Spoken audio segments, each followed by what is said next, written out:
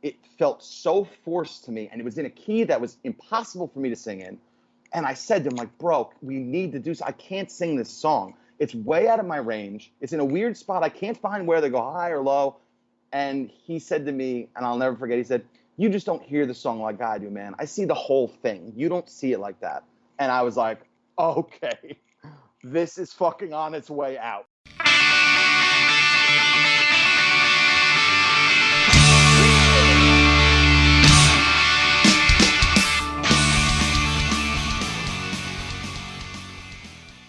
Welcome, everyone, to This Was The Scene, the podcast that takes a look back at the late 90s, early 2000 punk scene. I am your host, Mike Doyle. Before we start, I have a fun announcement next Friday, so make sure you check back in for that. The Escape Engine was founded in the spring of 2002. The band's name comes from a Burning Airlines song titled The Escape Engine. Within a matter of months of recording their demo, the band was approached by Jon Strauss, whose intentions were to start an independent record label. The band ended up becoming the first band to sign with the newly created Fidelity Records. The band broke up in 2006 and then reunited on May 4th, 2012 for a single sold-out performance at Maxwell's in Hoboken, New Jersey.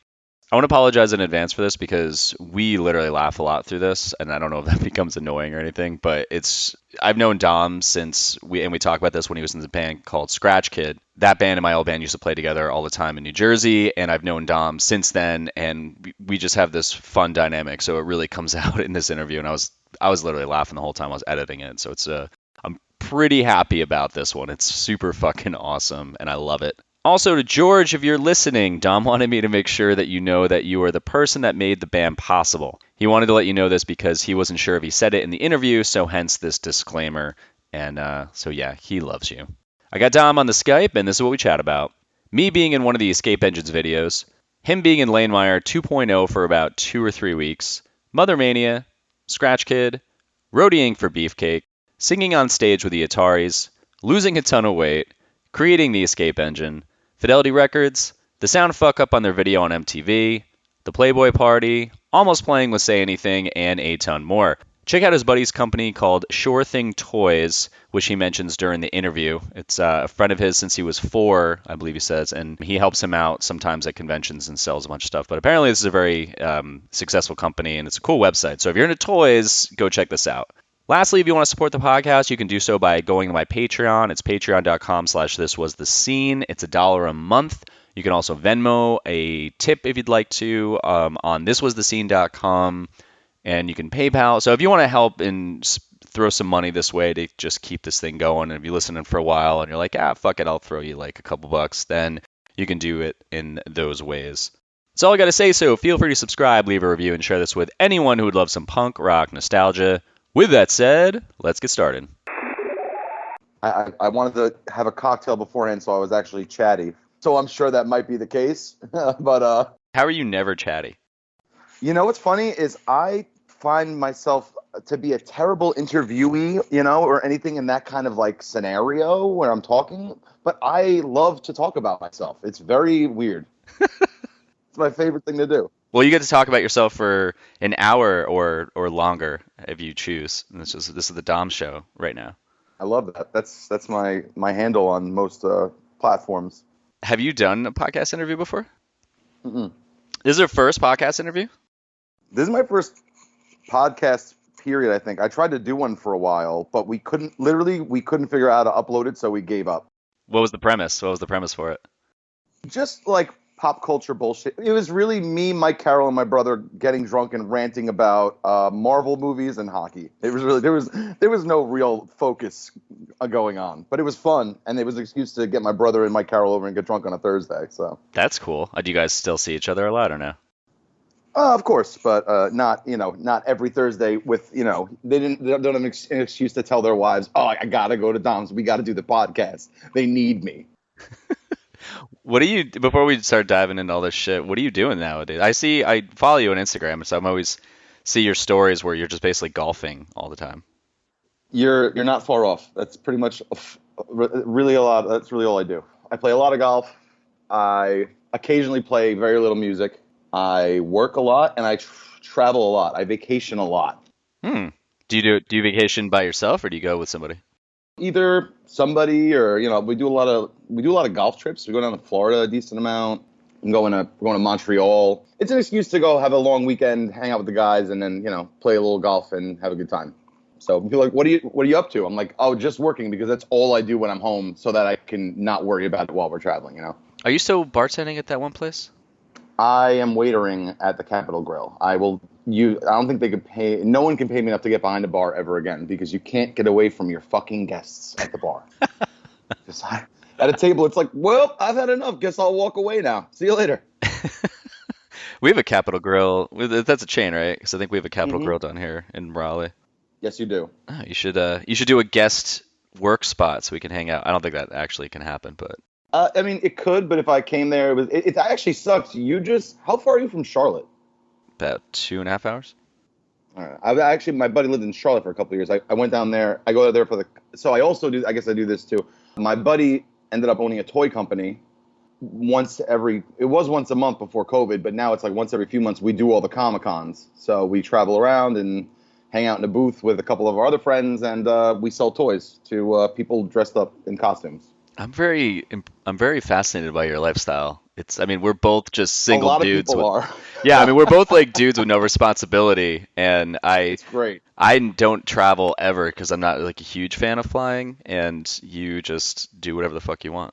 I hate flying, Mike Doyle. You know what I need to get you is some Xanax, because you fall asleep in the airport that you drove to, and you wake up somewhere else, and it's great. You might not remember most of the rest of the day. I have offered to buy dinners, don't remember that, woke up with handles of vodka, like Absolute in my room. Why do I have a handle of Absolute? This is disgusting. We went to Aruba, and I'm like, first night, I'm like, I ordered like $150 bottle of champagne. I'll pick up dinner for me, my mom, her husband, my brother and his family, my sister, her boyfriend. The next day, I was like, you've got to be kidding me. When I looked at the credit card, I'm like, what was I thinking? Don't remember that at all. Jesus. Xanax. Yeah, take a smaller dose, bro. Yeah, I know. I've gotten very good at it. This was in my early dosing days. Oh, okay. Yeah, everyone keeps telling me about it. Even Barker tells me about that. Yeah, it's just, I hate flying, dude. I have terrible anxiety the second I get on that plane, but yeah, you just wake up where you're going, and it's great. Huh. Okay. I think I may have to try this just because I should be going more places. Anybody that tunes in this podcast is going to go, oh, man, I wonder what Dom Lettera is up to these days. Oh, he's a drug addict. Okay, all right, great. That's it. I don't think that's it. You're just very bad with your old ways of taking Xanax. That's what I learned from this. Correct. So I was doing a little research because I want to talk about Scratch Kid. I want to talk about how you get in the scene, talk about Scratch Kid, talk about Escape Engine. And I was looking through some videos you guys have online from Escape Engine, and I forgot that I'm in one of your videos for like 5 seconds. You are, for the curse. That was the day that I met Sean Bergen. We was at house party where I don't even know where it was, but that's where I ran into Ben when he started Armor for Sleep, and they'd been doing really well. And then you guys played in the basement, and you basically, I went down and watched you guys because you would just go, you would unleash, and then at the end, I think you crawled up the stairs because you were so exhausted from playing, and then we all got completely destroyed, and I ended up sleeping on some recliner chair and then talking to Sean Bergen all night. I love that for us. 20 years ago. I know, it was crazy. That would wreak havoc on your back now. Yeah, we played a show a couple years ago, and the first song in, I was like, I'm gonna have a heart attack. Jesus Christ. All right, buddy, let's fucking go back in time, talk about how you got involved in the scene, how you and I met and created this very long-lasting friendship, even though we never see each other ever. You still pick up the phone, and it's not like nothing happened. We lived together. Do you remember that? Think about that, Mike Doyle. We lived together. For a week. It was a little longer than a week. No, it wasn't. You guys were only there for a week, and then you left. No, then you guys left because you broke up. The other iteration of the only iteration of Lanemeyer that I was not in that never actually did anything. I love how you said "you guys." You guys. I wasn't a part of that. I wasn't the reason you left. No, you were not. No, I didn't. No, I know you're taking it wrong. Scratch this whole thing. Let's go back. I'm keeping all this up. All right, great. But we did live together. Maybe it was 2 weeks. Maybe it was a week and a half. It was at least a few weeks.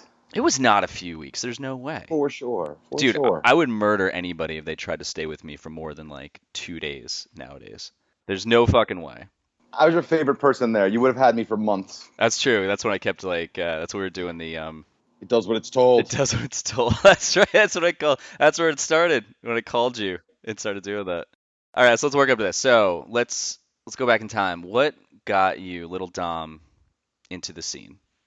There were these kids from my high school that had a band. They were handing flyers out around school. It was literally just a piece of paper with directions they had photocopied to Craig Marshall's backyard. Me and Mike Carroll had my mom or his mom drop us off, or his dad, and we went to a show, and I saw a band called Sticker and a band called Nuclear Gonzo, and I purchased their cassette tapes. I still have them, and as well as the flyer in a little scrapbook that I made of old flyers, and I fucking just got into it from there. I started looking at, I was really into like Nirvana and stuff, that aspect of it already. But that was like what got me into like the Operation Ivy and Rancid, and started reading liner notes and seeing what bands they would thank and go try to find their records, that kind of thing. Did you want to play in a band prior to that? Yeah, we played in bands pretty much like all through high school. We had like a joke band that was just making fun of this band we thought was lame in our high school that thought they were like a teenage Eddie Van Halen. But it wasn't like till like after high school I got a little more, if you want to say, serious about it, where we started actually playing shows, networking with bands from around, and setting up shows and stuff like that. So how does that lead to Scratch Kid? So Scratch Kid, my band, I was in this band called Hop 66 for a while. We played a decent amount of shows around. We played a show at Stone Pony thanks to a band called Mothermania, which was pretty awesome. I don't know if you know that. You know those guys? Yeah, they were like the first or one of the first drive-through releases. Yes. I'm going to give you a quick anecdote about them because I love this story. So I saw them with Real Big Fish at Coney Island High. And you can make fun of me. Anyone can make fun of me. Everybody loved Real Big Fish. Dude, I love Real Big. Fuck that. I love them so much. Everyone loved that record. Yeah. So I saw them. I know I didn't understand how the scene worked. I thought this was a huge band. They're playing with Real Big Fish. They must be huge, not realizing they're just some local jabroni opener band, So we go to Warped Tour, and they're playing the local stage, but still to me it's like Warped Tour. Oh my God. I get their attention after their set, and I throw my band's cassette onto the stage. The singer grabs it, Jeff Plate, and whatever. We go our separate ways. Maybe like 3 or 4 days later, I'm stoned out of my gourd at my mom's house. So somebody's going to get White Castle, and my buddy comes up to me with my private room line, and the phone's ringing. I said, answer it. He goes, it's Jeff from Mothermania. He wants to talk to you. I'm like, fuck you, like whatever. No, he says it's him. I'm like, so who's the asshole? Hands me the phone. It's actually the singer from Mothermania. He's like, hey, we love your tape. We want you guys to come down and play a show with us. I was like, you've got to be fucking kidding me. He's like, we got the show coming up at Stone Pony. We want you to come play. I'm like, that's awesome. So our drummer at the time is like 16. His mom will not let him go to this show at Stone Pony. So they said, no problem. We know the tape inside out. One of us will play drums for you. Me and my bass player drive down to Asbury Park, meet the guys from Mothermania. The drummer, Brandon, who actually passed away, rest in peace. He was the drummer from Leftover Crack most recently. Starts playing. We're all popping pills. I don't even know what we're taking. And he can't remember the songs. So Jeff is like, dude, don't worry. I play drums too. Jeff blazes through our whole cassette. And we're also like, we kind of want to cover Linoleum. He's like, oh, I know that too. So the next day we run the set twice. Cool. We'll play Stone Pony the next day. It was fucking awesome. Like nothing, I don't know. It was like one of my favorite memories I've had in bands, still to this day.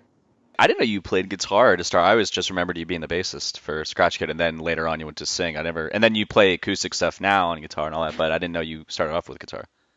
Yeah, I played guitar in my first band, and then I played guitar and sang in like a pop punk band, and then I played bass in Scratch Kid. So back to Scratch Kid. So wait, hold on. Before that though, I didn't even know you sang at all before Escape Engine. I sang in Scratch Kid. Yeah, but you sang like background vocals in Scratch Kid though. No, we pretty much were a pretty solid take turns on and off. And really? Connor definitely did more, but I was like the bass player from Alkaline Trio. They give me a song every few songs, like that kind of thing. But yeah, no, I played bass. I always wanted to sing. I always loved singing. I just, wasn't very good at it. So how's that lead to you getting into Scratch Kid though? So those kids kind of knew me from that band, and Jon Strauss, whose name we won't say again for probably another 20 minutes, but he will come back into the picture. Jon Strauss comes to me one day. He says, I know these kids. They're looking for a bass player. I think you should go meet them. They know you. I want to put you guys together. I went. I listened to the tape. It was awesome. It was these two like super power pop songs. and they were awesome. I mean, Connor's voice was incredible. He like, even when he was super young, he must have been, I don't know, maybe he was 17 at the time, maybe. He just knew theory. He just, anytime we wrote a song, I'd be like, oh, I got this. And he would just rip into a lead. He hesitated. He was very good at that. So I went and tried it out. We hit it off, and that was that. We started Scratch Kid. Wait, so you guys weren't even friends before the band? No, never met. I walked into a garage with a giant bass amp, and we left a band. Did you guys play that pool show I talk about all the time with Broadway's and Tuesday? Did you guys open that show? Our drummer, Joe, put on that show. Oh, okay. So Yeah. so that means you guys did play. We did, in fact, play, yes. Okay. But before that, we met you guys at like probably Allendale, or because you guys were up in Montvale. That's where you guys were from. Well, I'm from Paramus, but yes, they're from Montvale. I mean, how long was that band together? They, maybe 2 years. I mean, the main thing that you did in the scene was Escape Engine, because you guys put out one record. Didn't you record a second record? We did, yes. Okay. So there's a lot that happens there, but Scratch Kid, it's such a small little part, but for the purpose of this podcast, it's so significant to me because that's how we met. That's how we met Connor. We used to play with you guys. Connor completely ripped off Chris, right? I mean, I feel brave saying that. No, I mean, he definitely wanted to be that Lanemeyer kind of sound. For sure, he told. Well, because he wore, I mean, even fashion-wise, like he wore his hat like Chris and all that. You remember this? I never even thought until you just said it and put the vision right in my head. I'm like, oh yeah, he's the exact same person with his cargo shorts. Yep. I don't know who pointed that out in our band. I think it might have been Heiner, but someone's like, because we like loved you guys, and he's like, dude, I think they even maybe said it to him one time. They're like, dude, you're literally a carbon copy of Chris. And he was, I don't remember if they said it to him or someone said it out loud. I was like, oh my god, because I saw a photo, or I remember like just watching you guys. I think at Lyndhurst or something, and when you guys were playing, I think it was Lyndhurst, and I was like, holy shit, this kid is totally Chris, part 2.0. Even his like little stage movements, yeah, he was very, very.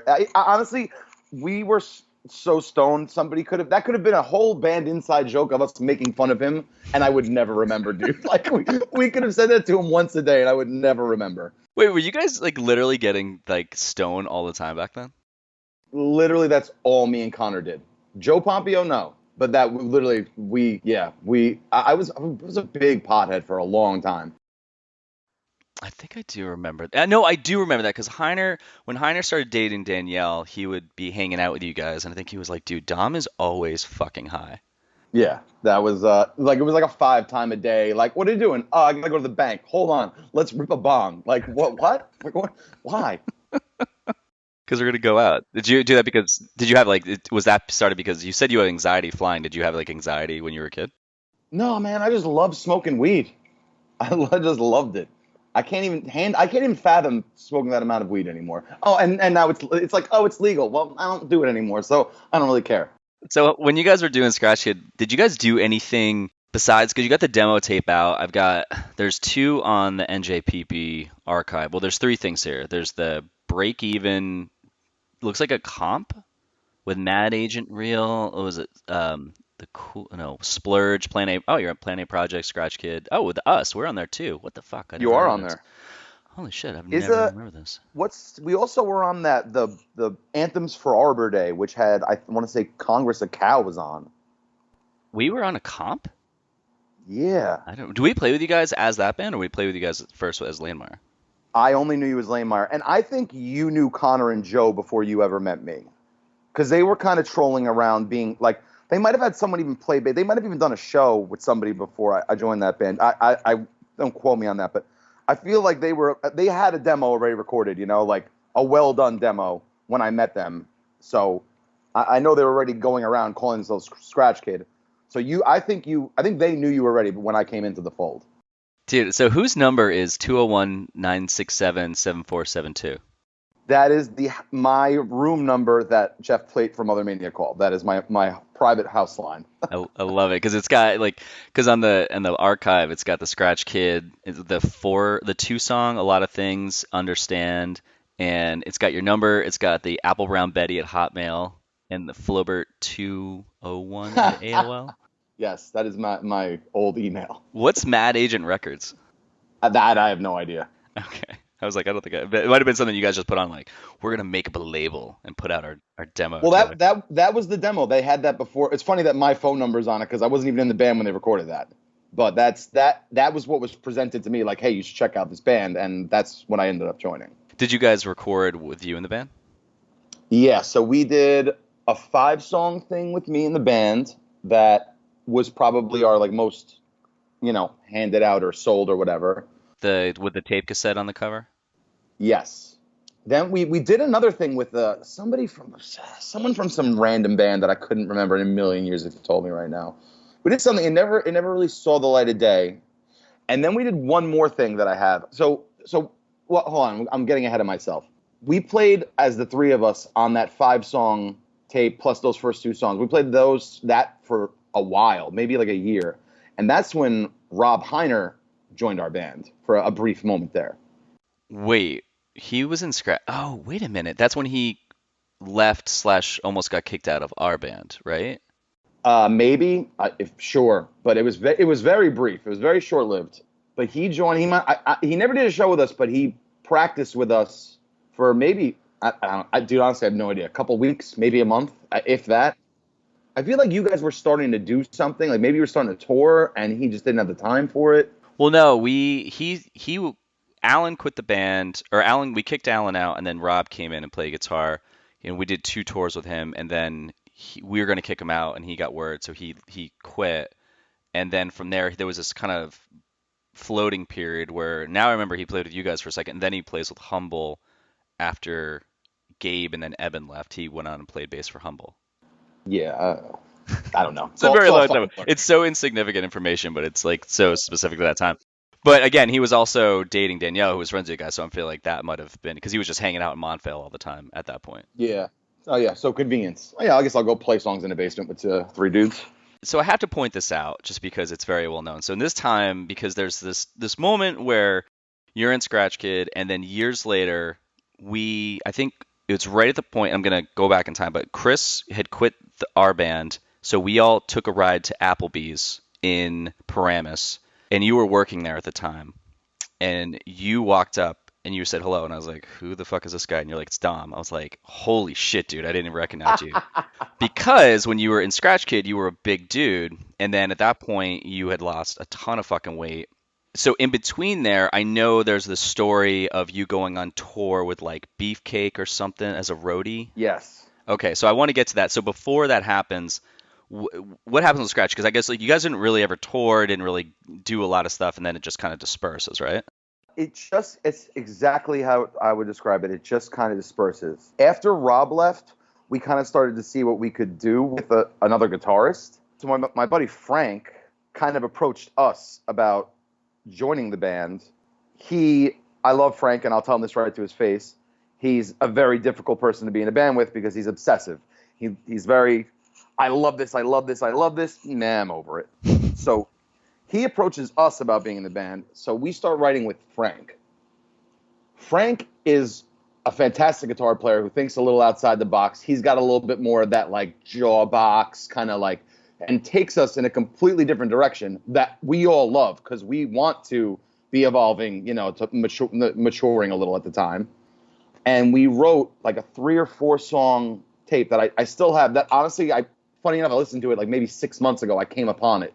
And I was like, wow, this song's actually fucking really good. Oh, shit. You have to send it to me. I want to hear it. Or like, I told you I'm a digital nightmare. I have no idea how to do that. I will drive it to you. I'll mail it to you, snail mail, and you can mail it back when you're fucking done. Oh, my God. You're living the life.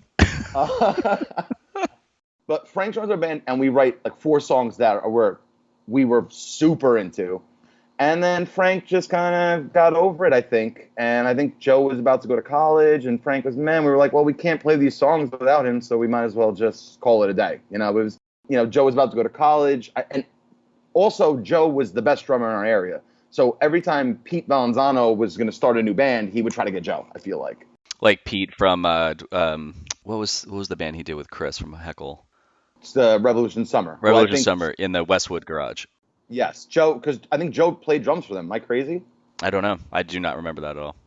I'm pretty positive Joe played drums for them. He was that good of a drummer. I'm not saying like he was that good to play with them, but I didn't realize that he was such a really good drummer. So just super technical and good and just could do anything yeah, he was great. Very agreeable. And just a great dude, like, yeah, very agreeable. He'd come, we'd rehearse, he'd leave, and then me and Connor would get stoned. And then we would play No Effects songs, like that was it. That was 2 times a week. So when you guys finally like break up, what was the thing? Just like, or was there a fight? Like, give me the drama. I have no drama from that band. I have no recollection of any drama. I have no ill will towards any of them. I mean, Connor in his later kind of years, I have some things I could say about him. But in that time, we're all still great friends. I still hung out with Connor all the time. I didn't see Joan Pompeo as much, but they were around. They were doing bands. They stayed very good friends. There was really nothing, and I stayed friends with Frank. We just kind of. So from this point and then to Escapage, and then like I feel like there's such a middle part here that's fascinating. You kind of going back to the part where I was talking about you go on tour with Beefcake and all that. So what leads from here to you starting the band, like with George and all them doing Escape Engine? Like, what's the timeline in like a detailed manner? In a detailed manner. You don't want the quick version. I don't want the quick. I mean, if you give me the quick version, I'm gonna start just being like, all right, tell me about this part. But okay, I'll the next so I think we break up, and I want to say 2000, around 2000. I think we break up, maybe 99. So a couple of my friends go and get a job at Chili's, and I walk into Chili's and I see George Lee and Ataris there. Now I went to high school with George, but we were not friends. We never had any problems. He was like a metalhead. He rolled with a couple kids that were like, they weren't douches. I never, like I said, never had any problems with him. I just didn't really hang with him. We were just in different groups. He was a year ahead of me. Here is this guy that, I haven't seen in years, and he's in an emo band. I'm like, really? Yeah. So he kind of starts hanging out with me and my friends. Now, George at this time is working at Chili's, has a very serious girlfriend, has a great computer job in the city, and is, got, very straight and narrow life path, making it happen. And he's got this band. So the band, I won't say they were bad. The lead singer was just he's just such a tool. And he knows I think that about him too. He's not going to listen to this, but if he did, Doug, Doug, I think about you. I made no bones about it. What was the name of that band again? 2 something? 2 weeks from tomorrow. 2 weeks from tomorrow, okay. It's funny because the bass player, Mario, actually works at this restaurant that I go to at least once. I'm going to go there. I was there yesterday. I'll probably stop there and have dinner tonight. I see him twice a week. And when he saw me and we figured it out, he had that look like, I know you think I'm a fucking tool. And I'm like, hey, good to see you. But no, that was 20 years ago, dude, I'm now, Yeah, totally. Absolutely. But whatever. So he kind of starts hanging out with me and all my friends. I end up getting a job at Chili's. That was my first restaurant job. I went on vacation with my family, and before I left, I was like, when I get back, I'm fucking quitting. I hate this job. I'm leaving. I'm never coming back. And I came back. I'm going to fucking Applebee's. I'm going to fucking Applebee's. I'm going down the road. Ed Doherty, here I come. I'll show them. I'm starting to sell riblets. Let's go. Yeah. I'll show you sizzle words, fajitas. All right. Holy shit! So you show them. So I show them. So I get back from vacation, and somebody had told the managers that I was quitting. Probably the singer of 2 weeks from tomorrow. I always believed that because he was just that guy. But they fired me. So I get a phone call the next day from Jack saying, hey, I'm going on a 2.5-month tour, and we need a roadie. Would you have any interest? And I, just having lost my job, have nothing going on. Sure. So I jumped in the band with them on March 9th. I only remember that because it's the day Biggie died. Not that year, obviously. It's supposed to be 2.5 months. The Ataris and us, and then Bigwig. Us is Beefcake. Us is Beefcake, yes. Okay. I guess I shouldn't associate myself as being in them, but yeah. So we were with the Ataris for, I want to say maybe 3 weeks, maybe a month, and then it was Bigwig for the rest of the tour, who I love you, Tom Petty, but I was never a huge Bigwig fan. They did grow on me as I got to know them as people. Which iteration of Bigwig was this? This was Jeremy Hernandez. Bigwig. Okay, so Jeremy and Max were in it. Yeah, so, I mean, now, also, I walk onto this fucking tour, and I'm like, oh my God, I know you. This is great. I have some fucking common ground. But then I'm like, oh, this is weird because you were in Sticker with Jack. Oh, and this is weird because Jack is dating your ex-girlfriend. Oh, this whole thing's weird. Oh, okay. Oh, Wait, was he dating Elizabeth? Jack? Melissa. They were, I want to say, on a break, but I think they already had a kid together, or maybe they didn't yet. I who fucking knows? Because that man, when I say I used to smoke pot, that man looked like Cheech and Chong compared to me. That was another 5 times a day for 3 months. So I don't remember a lot of that. I have a lot of photos though, which are great. Well, you have to send me some so I can put them up for the lead up to this. They're also hard copy. If you send me a scanner, Just take a fucking photo with your phone and just text it to me. Can I get that amount that much from you, or is that too much to ask? I could do that. I'll go through and see if I have anything of notability. I'll give you a tutorial or somehow. Just be like, point with your phone, do this, and then text them to me. Oh my God. I'm aware how to do that. Fuck out of here. Oh my God. Oh God. So okay, so you're on the tour. You're with Bigwig, where they got Jeremy and Maxon at the next iteration. First were with the Ataris, who I was not familiar with, but quickly fell in love with. That Blue Sky tour, that was like the tour to be on with them. Oh, it was wow. awesome. I was very, very, very into wanting to be in a band, and I remember the singer being like, "Here," and he gave me a stack, like 1.5 foot tall CDs of bands that give me. He goes, "Here you go. This is why you don't want to be in a fucking band." Because everyone, I'm like, no, I still kind of do though. But okay. Here's another great notable moment for Dom Lettera. We go to Pennsylvania, I want to say, where they were covering a Jawbreaker song on that tour. They were covering Boxcar, which I'm a huge Jawbreaker fan, and obviously I love that song. Chris Rowe says to me, "Hey, why don't you come up and sing that song tonight?" And I was like, "Really?" He's like, "Yeah, sure. We'll open with it." I was like, "Okay." So now I've played, I think the biggest venue I ever played was Stone Pony. At this point, here I am in front of a packed, maybe 500 to 600 people in this venue in Pennsylvania, and Chris Rowe gets up on the stage and he goes, "Hey, what's up, guys? We changed our name. We're no longer the Ataris. We are now the light at the end of the tunnel from the train. This is our new singer, Dom, and this is our first song." And I'll never forget it. Like, how do I remember? That's exactly what he said. And they launched right into Boxcar, and I fucking went nuts and sang this fucking song that I love in front of 500 people. It was one of the greatest moments of my life. It was fucking awesome. I'd never done anything like that at the point. And they all know the words, so they're singing back. It's not like you're just singing a song that no one gives a shit about. Everyone knows that fucking song. So the crowd got the joke, though. Yeah, right. And then I walked off, and they launched right into whatever they were opening with on that tour. Okay, because I was like, this could have gone two ways. Where one, this happened the way that you explained it, which was the way it happened, and the other one is that 500, 600 people start booing you guys. Right. Like, what is this bullshit? I have a complex. If that happens, the escape engine never happens. Or the escape engine still happens because you're like, well, now I have something to really prove. Right. They're throwing tomatoes at me. Where'd they get tomatoes? What tomatoes? So is that like your first real taste of like being a front man with no guitar, nothing to hide behind, just a microphone? 100%, and it was fucking glorious, and I loved every second of it. That's crazy. I love that. Yeah, it was fucking awesome, dude. It like really pushed me to want to just sing, and it was I don't know, man. I'm like, I have goosebumps talking about it. It's one of those like real awesome moments for me. Yeah, it was cool. It was fucking cool, and it's funny because I've played with the Ataris a couple times since, or seen them. Someone called me recently, like a few years ago. My friend Debbie that I used to work with, it's like, "Hey, I'm in Stanhope seeing the Ataris." I was like, "I'm hopping in an Uber and coming there right now." And like, I see Chris, it's just Chris and a bunch of hacks playing the songs at this point.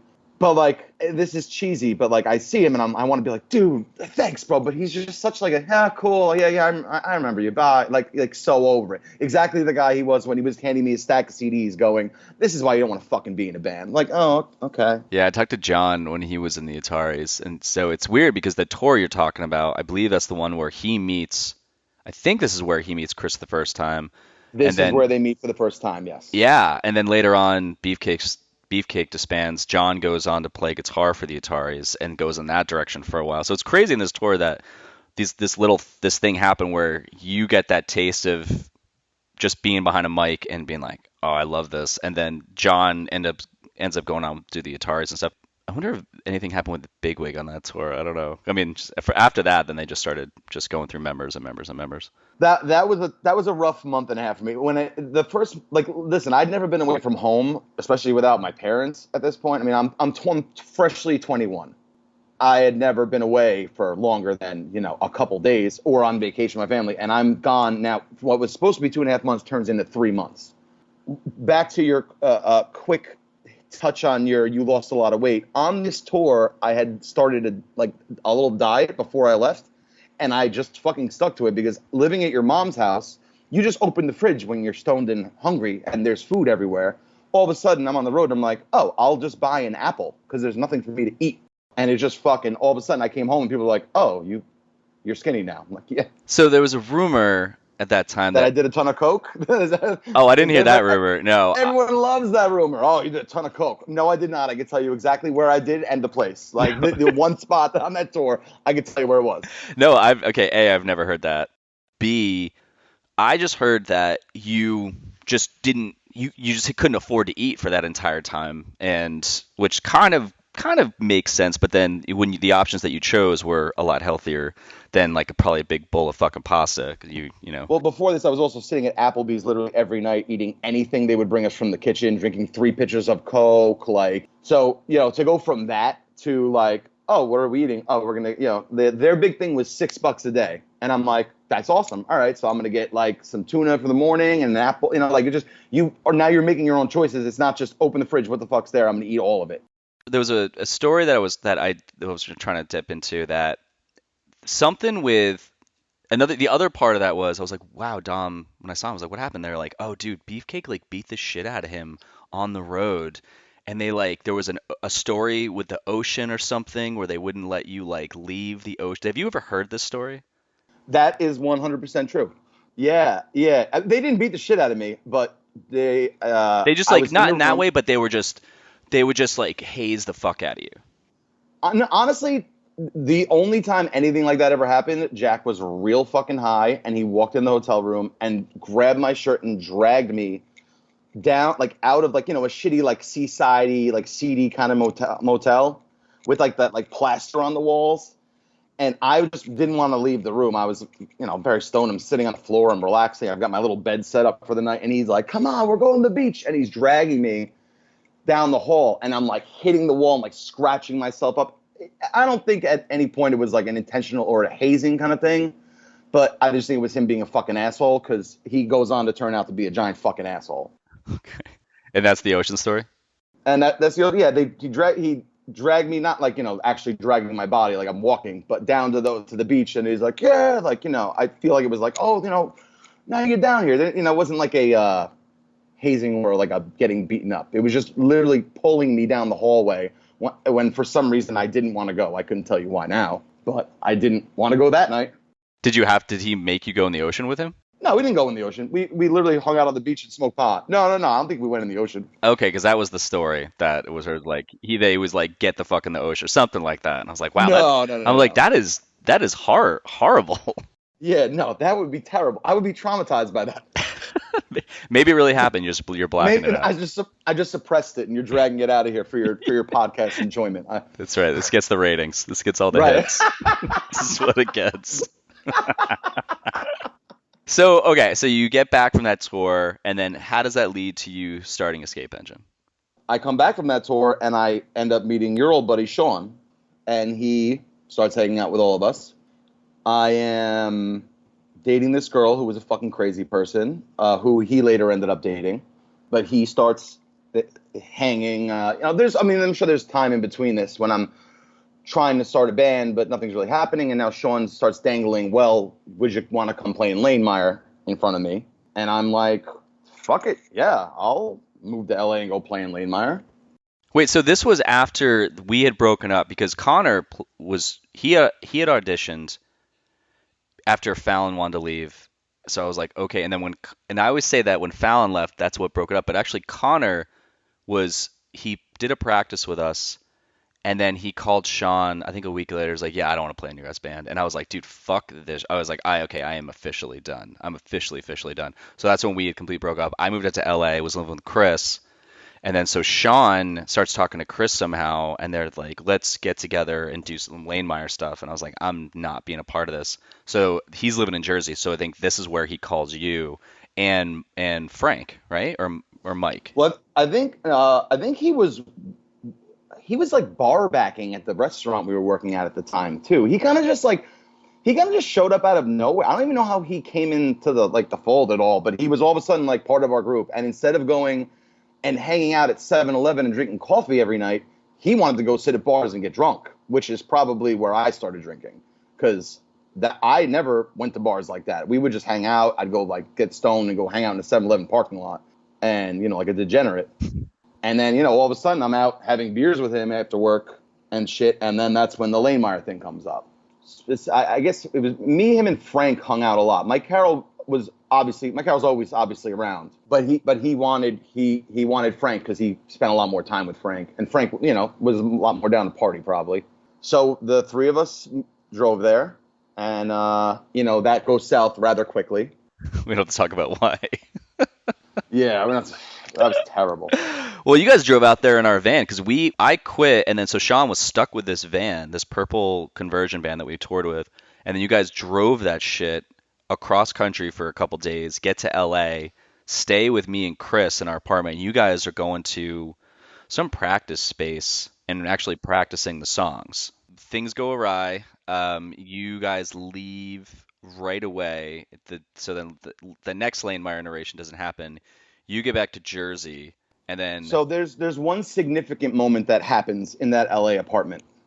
There's one point where we knew it was going south, where we knew we were going to leave, which, by the way, we got home from LA. We did not stop driving. I think it was just over 2 days. It was like a nonstop marathon, and Sean would not drive. And finally, Frank was like, you need to fucking get up and drive. It was a rough ride home, dude. No one was talking to each other. Yeah, it was not pleasant. Not pleasant. But there's a moment where I sit down with Frank in the kitchen, and I go, and not to throw myself under the bus for the bands that I love and wanted to be in at the time, but I said, I'm going to go home and I'm going to start a band that sounds like Boy Sets Fire and At the Drive-In. And I'm going to fucking push the fuck out of this band. And when we finally recorded our first record, I sat down with Frank and played it for him. And he called back to that moment and said, when we were in LA, you sat down and you said this to me and you fucking did it, bro. This is awesome. And it was a real big moment for me, because it just seeing the whole thing through from that that really, coming off that Beefcake tour was where I was like, this is what I want to fucking do. I want to wake up every night in a new city. I love this life. This is what I need to be doing. That's so cool, man. So you do the tour, and then you get a shot on stage, which you find that's the thing that it just clicks there. I want to sing. You go out to LA. I remember too. I'm picturing our kitchen too, with that big ass window where I was smoking cigarettes out of it the whole time.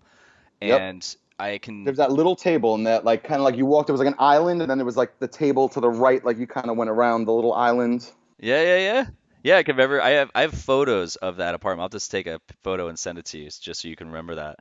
But that's so crazy that you sat there. I mean, it's these little tiny moments that lead you to doing this thing. It's just wild to just pinpoint these milestones, and then you fucking go for it. Yeah.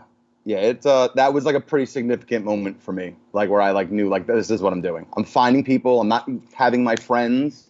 I'm gonna get people that are musicians, and I'm gonna fucking do this, because I've been in bands with the same 6 people for 10 years at this point. So did you just write a list in your head or on paper of, okay, I need a guitar player, a bassist, a drummer, and maybe another guitar player who can fit these spots? No, I had nobody in mind. So now I come back to New Jersey, and I start trying out for any band that's looking for anything. Right off the top of my head, there's a band called Lyttera that was looking for a guitar player. I tried out for them just for funsies. The whole time I'm just writing. And then Frank suggests that he wants to start a band, which I'm silly enough to entertain the idea yet again. So now this band with Frank, he's a big, who's a band who's actually got the song called fucking Escape Engine. Escape Engine song. Let's see. Escape. Burning Airlines. Burning Airlines. Oh, wow. Okay. Oh, that's even crazier because, well, no, you didn't. I never mind. You said Boy Sets Fire for some reason. I thought you said Jawbox, but Jawbox was the style that Frank was very into. Yeah. So he's a big Burning, and so he suggests the name The Escape Engine. So now I start trying to start The Escape Engine with Frank, with anybody I can get into a studio. Brian Fallon, actually, we played with him once. We tried to have him in the original Escape Engine. No shit. Dude, he was like the scene whore before he he did his own thing. He for sure was. I mean, weren't we all really though? I mean, maybe not. Not me. You would have. That was my own Not thing. you. Yeah, which he later told me, like years later, he's like, dude, when I started whatever the Gaslight Anthem, he's like, actually that song we jammed on, I kind of ripped it off a little, and I was like, cool. Can I have some fucking money, bro? Like, get the fuck out of here. That was probably the original iteration of Gaslight, where he wanted to be in cursive before he wanted to be Bruce Springsteen. Mm-hmm. Okay. But which, full respect, dude. Yeah, whatever. I start getting anybody I can in the fucking studio, and now somehow, George's band is kind of feigning a little bit. They're having a little trouble. So now George and I start talking. He comes over to my house and I play him these few songs I have on like a little 4-track I've been recording, and he digs them. So we start just writing songs. He does all the leads. I did all the rhythms. Now we're like fucking on the phone. Like he's at Chili's. We're on the house phone. I'm at Applebee's. He's at Chili's talking about shit. Like, yeah, bro, we got to do this. Like, they're like, get off the fucking phone. Like, it's for the host stand. And we're just pumped. So George always has his guitar in the car. So we fucking run into people. We ran into, do you know who Chris Maggio is? Chris Maggio. Possibly. He was an absurdly good drummer from a huge band that I couldn't remember if you put a gun to my head. So one of those bands that's like in the like All Descendants family or something. And he was in one of them. And one night we run into him at Loop Lounge, and he's like, "Yeah, I'll play with your band, dude." So we could go to a studio and like jam with him. We're like, he's a little crazy, maybe not him, but we're the whole time just fucking writing and writing and writing. Let's see if I can put this in a fucking chronological order here. Well, usually it's you get together, you go through members until you figure out for you guys it was 5, and then you start playing shows, or you record first and then play shows, and eventually you tour. That's kind of the way it goes. Well, listen, I was very hell-bent on I don't want friends. I want outsiders, because I felt very much like I've been through this years of, when the band's over, the friendship's over, or struggles, or is weird for a while. So I was very into the idea of not having any of my friends in the band. So George says to me, let's talk to maybe my old drummer from 2 weeks from tomorrow. And I don't know exactly how in what order I meet the rest of the characters from this band, but I'm pretty sure Fitz was next, and I fucking loved him. He's hilarious. He was a great drummer. Again, super agreeable, not one of these crazy people drummers. Was real easy to write with, and was very good. So I think we bring him on board. And then George says, I know this bass player. She works at Outback. She just moved back from California. And I go, okay. So me and my friend Ryan used to eat at Outback every Friday night for like a year at least. And this girl would always take care of us. I'm like, oh my God, it's this girl. She plays bass. She comes in the fold. So now we've got the rhythm section, and we got the fucking, the guitars and vocals. So we're practicing in my mom's basement. And then we went to Red Robin if we got the next person. We'll show them. I was surprised you didn't call the band the Chain Restaurants. We had like a fake T-shirt that we mocked up that was like the Escape Engine slinging steaks since '98 or something like that. Like, so Fitz's story. This guy is an unemployed computer fucking operator, some computer programmer. He was, I think, engaged. His fucking found out his fiance was cheating on her. So this is before IMs and the internet and everything. Sets up some kind of chat thing where he lures her into fucking finding out that she's cheating on him. He's like this brilliant computer programmer, and they find out, I think, at his job that he was doing this on company time. He gets fired with a severance package. So he's just sitting in his house playing V drums and gaming, chain smoking cigarettes with nothing going on. Happy to join a band. That's it. Eats like gas station burritos for dinner. Gives not one fuck. He was like 32 or 3. So, he's fucking ancient to me at this point. I'm 22. But I'm like, sure, this guy's great. Let's do it.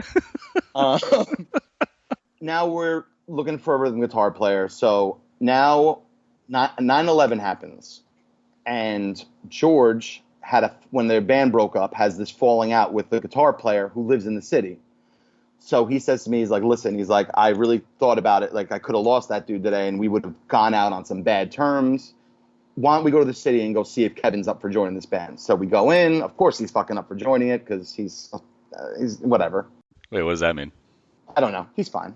I mean, and he's fine. Kevin's fine. I have nothing bad to say about him at this point. Did it eventually end? We won't have to jump forward. Did it end poorly with him leaving the band at some point or something?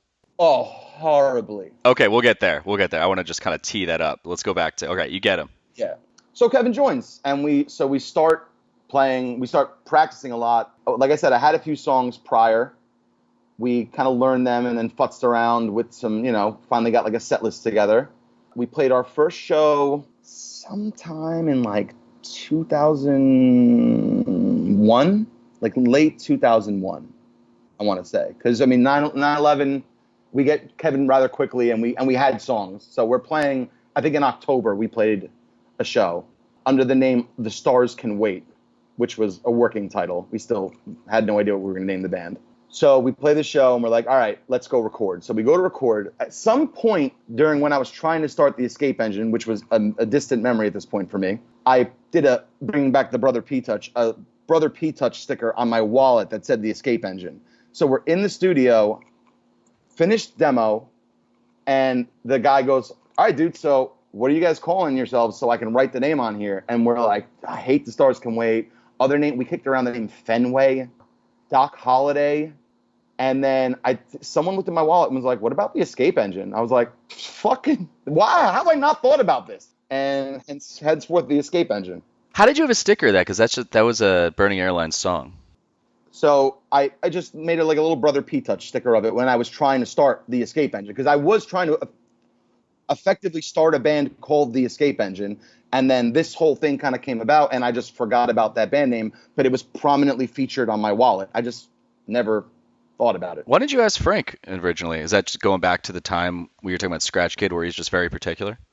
It just goes to I don't want friends in this band. Oh, that's right. Okay, totally. And listen, trust me, Frank wanted to be in this band, but I knew that wasn't it. Also, like, I think in the time that we were starting this band, I think Frank got on a big I want to play drums kick, and within 6 months or 6 weeks, he was the best drummer in New Jersey. That's just what he does. He gets an idea and he obsesses over it and becomes the best at it. He got on a bass kick where he was just the best bass player ever. He was playing in this sick band. We went to see him in Brooklyn like 3 years ago. He's just shredding.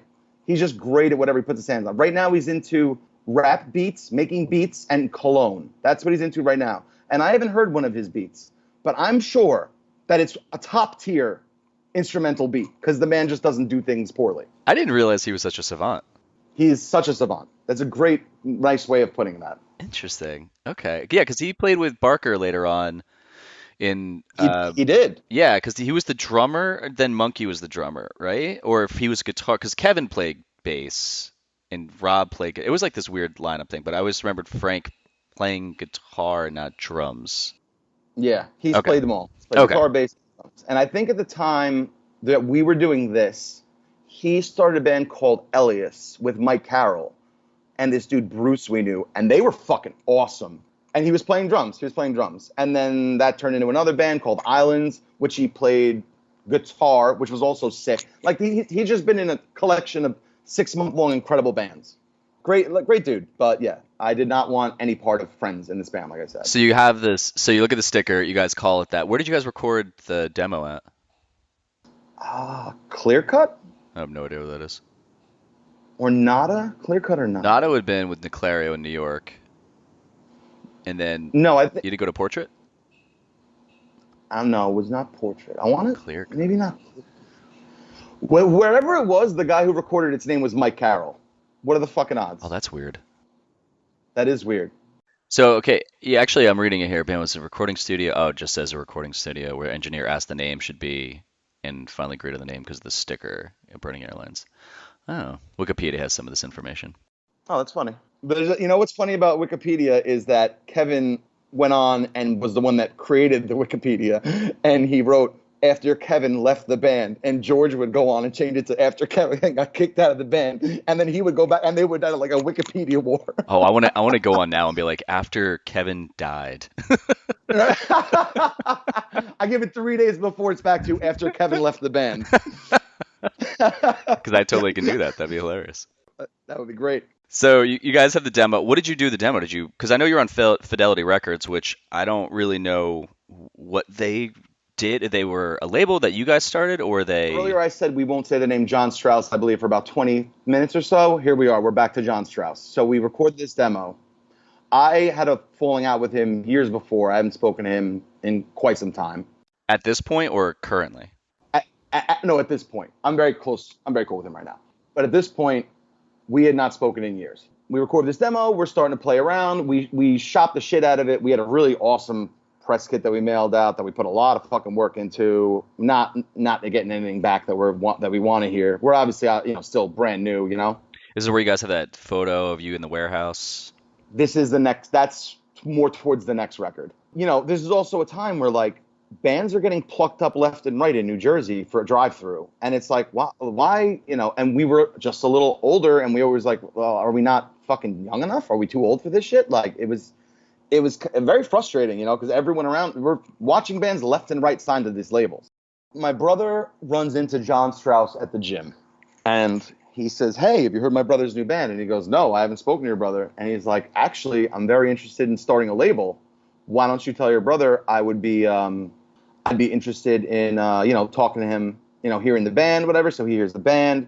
We played a show, and it was at Fatso Fogarty's, which was this fucking bar that actually my friend now, Chris's brother, owned at some point. Very weird. It's closed now, but we played the show, and I actually think Alex Eyeball was there to see us, and ended up not being interested. And Jon Strauss was like, "I'm very interested." So he was like, "I'm starting this label, Fidelity Records." And I was very against it.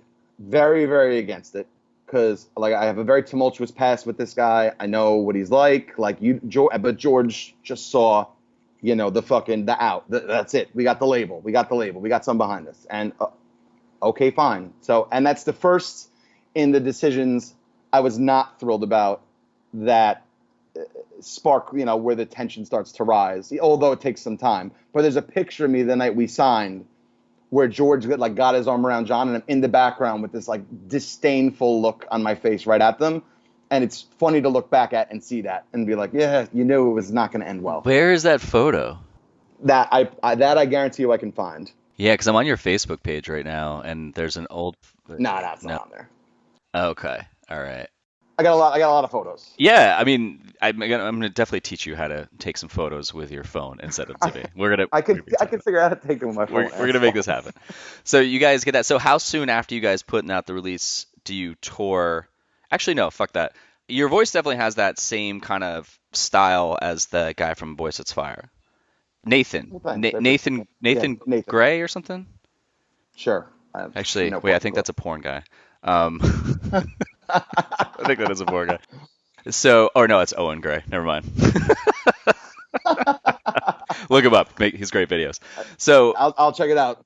I don't remember seeing you guys in Jersey because I don't think I wasn't back in Jersey yet. I was in San Diego at this point. So you had gone back. I'm in LA. I eventually moved to San Diego, and I see you guys, which will work up to because you come out to San Diego and play at the Ken Club, and I ended up you guys played at Scolari's, and then I think the Ken Club, because I had started a band then. But before that, and that's when I first see you guys, and I was like, dude, these guys are going off, like, at the drive-in.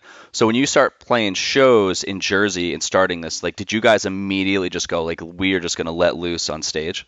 I mean, that was what I wanted, and I think, George loved that. George was another one that was ahead of the curve with computers, so we were watching a lot of videos of like live stuff that I would never have even known how to find at that point. This is like early on in the internet getting huge. I'd seen at the drive-in more times than any other band. Like I wanted to fucking go nuts. I wanted like to give that feeling, and I also wanted some sort of more theatrical, which is where the TVs came into play, because I loved those fucking TVs. I just wanted something. An image that would, set us apart. Because, like I said, people are getting picked up left and right. There's a ton of bands. New Jersey is popping at this time. So we went to the thrift store by my mom's house and bought every fucking TV that they had for sale for like $4. They were all just static bullshit and just drew Escape and Ease on them. And when we toured, we would set up 3, 4, just to remind people. And then from there turned to like a little bit of a light show, and that was one of the things I felt set us apart so much. And like one of the guys from, I think it was Bed Light for Blue Eyes, came up to us after a set, was like, "Hey, can we borrow your lights?" Like, no, are you fucking kidding me? Can we borrow your lead singer? Like, what are you fucking talking about? Like, I borrow your lights. Get the fuck out of here, bro. Fuck out of here. Yeah, dude, leave me alone. How are you guys like? How was the reception of you guys in New Jersey when you first started playing shows? I feel like we had a lot of friends that were, so our shows always seemed kind of packed. Like even when we would play like Quincy's Junkyard, like that was one of our first real big shows. It was packed just because we knew 3,000 people from working in restaurants. And then once we were stoked on that, but it's like, all right, dude, but we need to be playing shows that like kids are at. This is not where it happens. But I feel like it was pretty well received right off the bat. And especially on the road, like super well received. Like we would book tours down to Florida and we would just try to fill in blanks going one way. And on the way down, people would be like, when you come back, okay, well, we'll be coming back through this on this date. So we would just fill it up coming back. And you'd play a show, and like we did very well in Waycross, Georgia. Just happens to be a place we really loved, that we were very well received.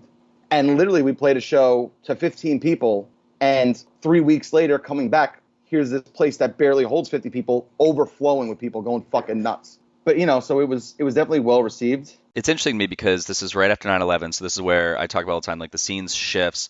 You guys easily fit into that whole shift of things because of the sound of what the band was. And you're 21, so there is that little sense of we maybe should get our shit together, but you're all waiting tables, so it's not like we just have our college degrees and all this crap. Like we were feeling forced to take this full-time job. So it's almost like it seems to me that there's less weight on you guys to make this thing, or there's like less things outside pulling you away from the band, or am I completely wrong? Well, so for me, yeah, not so much. It's just I'm waiting tables. But now going back to what I said about George earlier, George has now broken up with this girl that he was probably going to marry because she hated the band. He quit his nice computer job in the city and is now just waiting tables, living back at his mom's. Amanda, who lived in San Diego for a little while and now had her own apartment in Kearney, left her apartment and is now living pretty much at my mom's house. So there was definitely some skin in the game for at least the two of them. Kevin also, nice computer job in the city, I think, at the time. I think ends up quitting. I don't know how he stays afloat. Maybe he didn't. But yeah, Fitz is just sitting around, like I said, chain smoking cigarettes and playing on B-Drum. And he's got his severance package too that you said. So he's got he's not doing it. Okay. Does not give one shit, yeah. So when you guys like go out on the road, how was the dynamic internally in the van? Because you're just like become kind of like road dogs, right? Yeah, I mean, our goal was 9 months out of the year on the road. I don't think we ever actually hit that more than maybe once. But yeah, I mean, we went out a lot. It was go out for a month, come home for a couple of weeks, get some money, go back out for another 3 weeks, a month. You saw us on our West Coast tour. I think that's one of the only times we really made it out there on like just a solo tour. The dynamic was good. Things were good. George and Kevin had some differences. But, Fitz like kept it very light.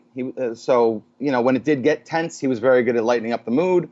But, me, George, and Amanda were pretty much inseparable and, in a good spot. Amanda did a lot of the driving, and I would just DJ for her through the night, and just fucking sing Madonna and shit. And, like, we all had very good relationships, except for the little, times where it got rough.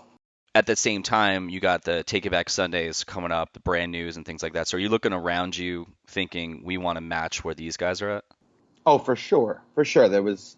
We wanted it all, man, for sure. And we're watching it happen around us. It's not like this isn't happening. It's not like this is not what's going on right now, Are you guys like trying to talk to other labels outside of the label you're on? Not at the moment. At the moment, we're very dedicated to Fidelity, but now here's where things start to get hairy. Now we're on Fidelity Records, and Jon wants to do everything right by us. He's got money, but he hasn't run a label before, so it's in weird spots. So like now, he gets us this video on MTV, which was awesome. Was that the one for the Alibi song? Yes. That's a really well shot video too. I mean, that's Darren Doan, dude. It was fucking. He's one of the prime dudes at the time, and we ended up on his DVD actually, which was pretty fucking awesome. Which I bought like 7 years ago. I'm like, why don't I own this?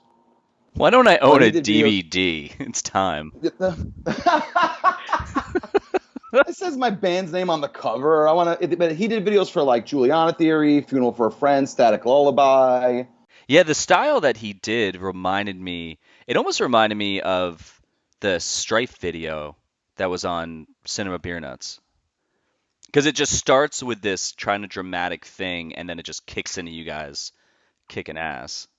Yeah, we were very happy. Unfortunately, if you want to hear the sad part of that, when it was mixed down, they fucking mixed it to mono. So there's a whole guitar channel on this video that's being played twice a day on MTV that no one can hear. And it's not super apparent until there's one part where you see Kevin strumming like the bridge of his guitar, like right behind the nut, right by the headstock, and there's no noise coming out. And it's like, oh, there's a whole channel missing. On the video, it's really? Yeah, only us. That's only some shit that happens to us. How does that get fucked up for your thing? Like, whose fault was it that sound fuck up? Who knows? Who fucking knows? I just bought the DVD, bro. Who knows? Holy shit! Yeah, because I was watching it on YouTube and I didn't hear any. I mean, I didn't notice anything, but obviously you're gonna notice that more than me. Yeah, obviously. I mean, you will. I mean, the guitar is supposed to kick in before the vocals, and it's just vocals just kick in, which I mean, I guess kind of works for it, But there are little things that are like, oh, that's missing that whole guitar part. But whatever. It did what it was supposed to, I guess. Yeah, actually, real quick, he did do that Strife video, by the way, Darren Doan. I mean, you guys have like this polished thing happening around you too, this polished packaging, it looks like. So that's like probably helping you out. And I just read too that AP gave you guys like your first CD 5 stars. They did. Dude, that's crazy. Like, how did you find that out? Did you find it yourself, or did someone call you up to like, yo, you have to pick up the new AP and check this out? I'm pretty sure George probably saw it, or we knew we were going to be in it. We knew we were getting reviewed, so we probably got it for that. I still have the issue actually, but that was kind of a really cool deal. Like we had a lot going for us. Just it didn't seem like it started to get frustrating now because now we're not seeing any other labels being interested. We can't get a booking agent to save our fucking lives for some reason. We're booking our own life, for 2 years at this point. I mean, I can't skip over real quick if we're going to talk about the video, how cool of a fucking experience making that video was. Yeah, talk about that. So we fly out to LA to go meet Darren Doan and talk about our ideas for the video, whatever. We had already kind of given him what we wanted. We wanted to just, fine tune things. I briefly dated this Playboy lingerie model that lived in Kevin's apartment for a brief period of time. So now she's in LA. We go there. We go to Beauty Bar. Darren Doan's got this private room out in the back for us. So we go back there. You were not allowed to smoke cigarettes in California bars at this point. But we're just in the back room, just chain smoking cigarettes because we fucking can. Feeling like, geez. And now this girl says, hey, I'm at a Playboy party at White Lotus. Do you guys want to come? Of course we do. So sweet God, dude. So we walk up to the White Lotus, red velvet rope, fucking limos, fucking nice cars everywhere. She meets us outside. I'm here with the Hefner party. Opens the red velvet rope. We walk right past the line. Out comes you, Hefner. I'm like, there's not many people that I'm like, oh my God. But I'm very nice to meet you. So I got to give the handshake. Yeah, very nice to meet you. Walk right in. Now we're in this Playboy party at the White Lotus that we just walked past the line around the fucking block to get in. It was like crazy. Like I'm running around the hotel in a sheet. It was like real crazy. I think I'm a rock star shit. It was such an experience. I'm running around the hotel with a sheet. Yes. Wait, so the White Lotus is a hotel? No, the White Lotus is a club. We were at I'm saying we went back to a hotel, and I'm just going nuts. Like, gotcha. Okay. Yeah. Wait, how crazy is a Playboy party? They had like a little back room, which was just a long table with a bunch of like Playboy chicks sitting at it. It wasn't like a mansion party or anything. It was wasn't like like the a grotto private or anything room. like that. No. It was literally a private room at this club off to the side. We went in, we were like, cool, where can I go smoke cigarettes? Like, and then we just me and George stood there and we're like, can you believe where the fuck we are right now? You know? I'm wearing a denim jacket and jeans at this place. People are dressed to the nines. Like, you know, it was just a really, really cool feeling. So is the girl that you're dating, is she the one in the video that starts it off?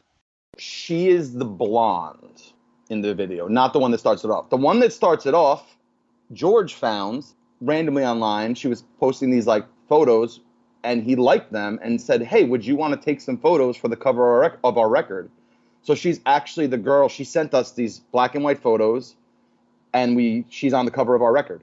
So when we were coming to LA to do the video, she lived out there. So we say, you know, hey, you want to be in the video? You know, all this continuity, let's keep it going. Just because the girl that I was no longer dating this girl. She just happened to be there. But you're here and you know people in the industry. You can be in the video too. You know, it was like it all just kind of fell into place.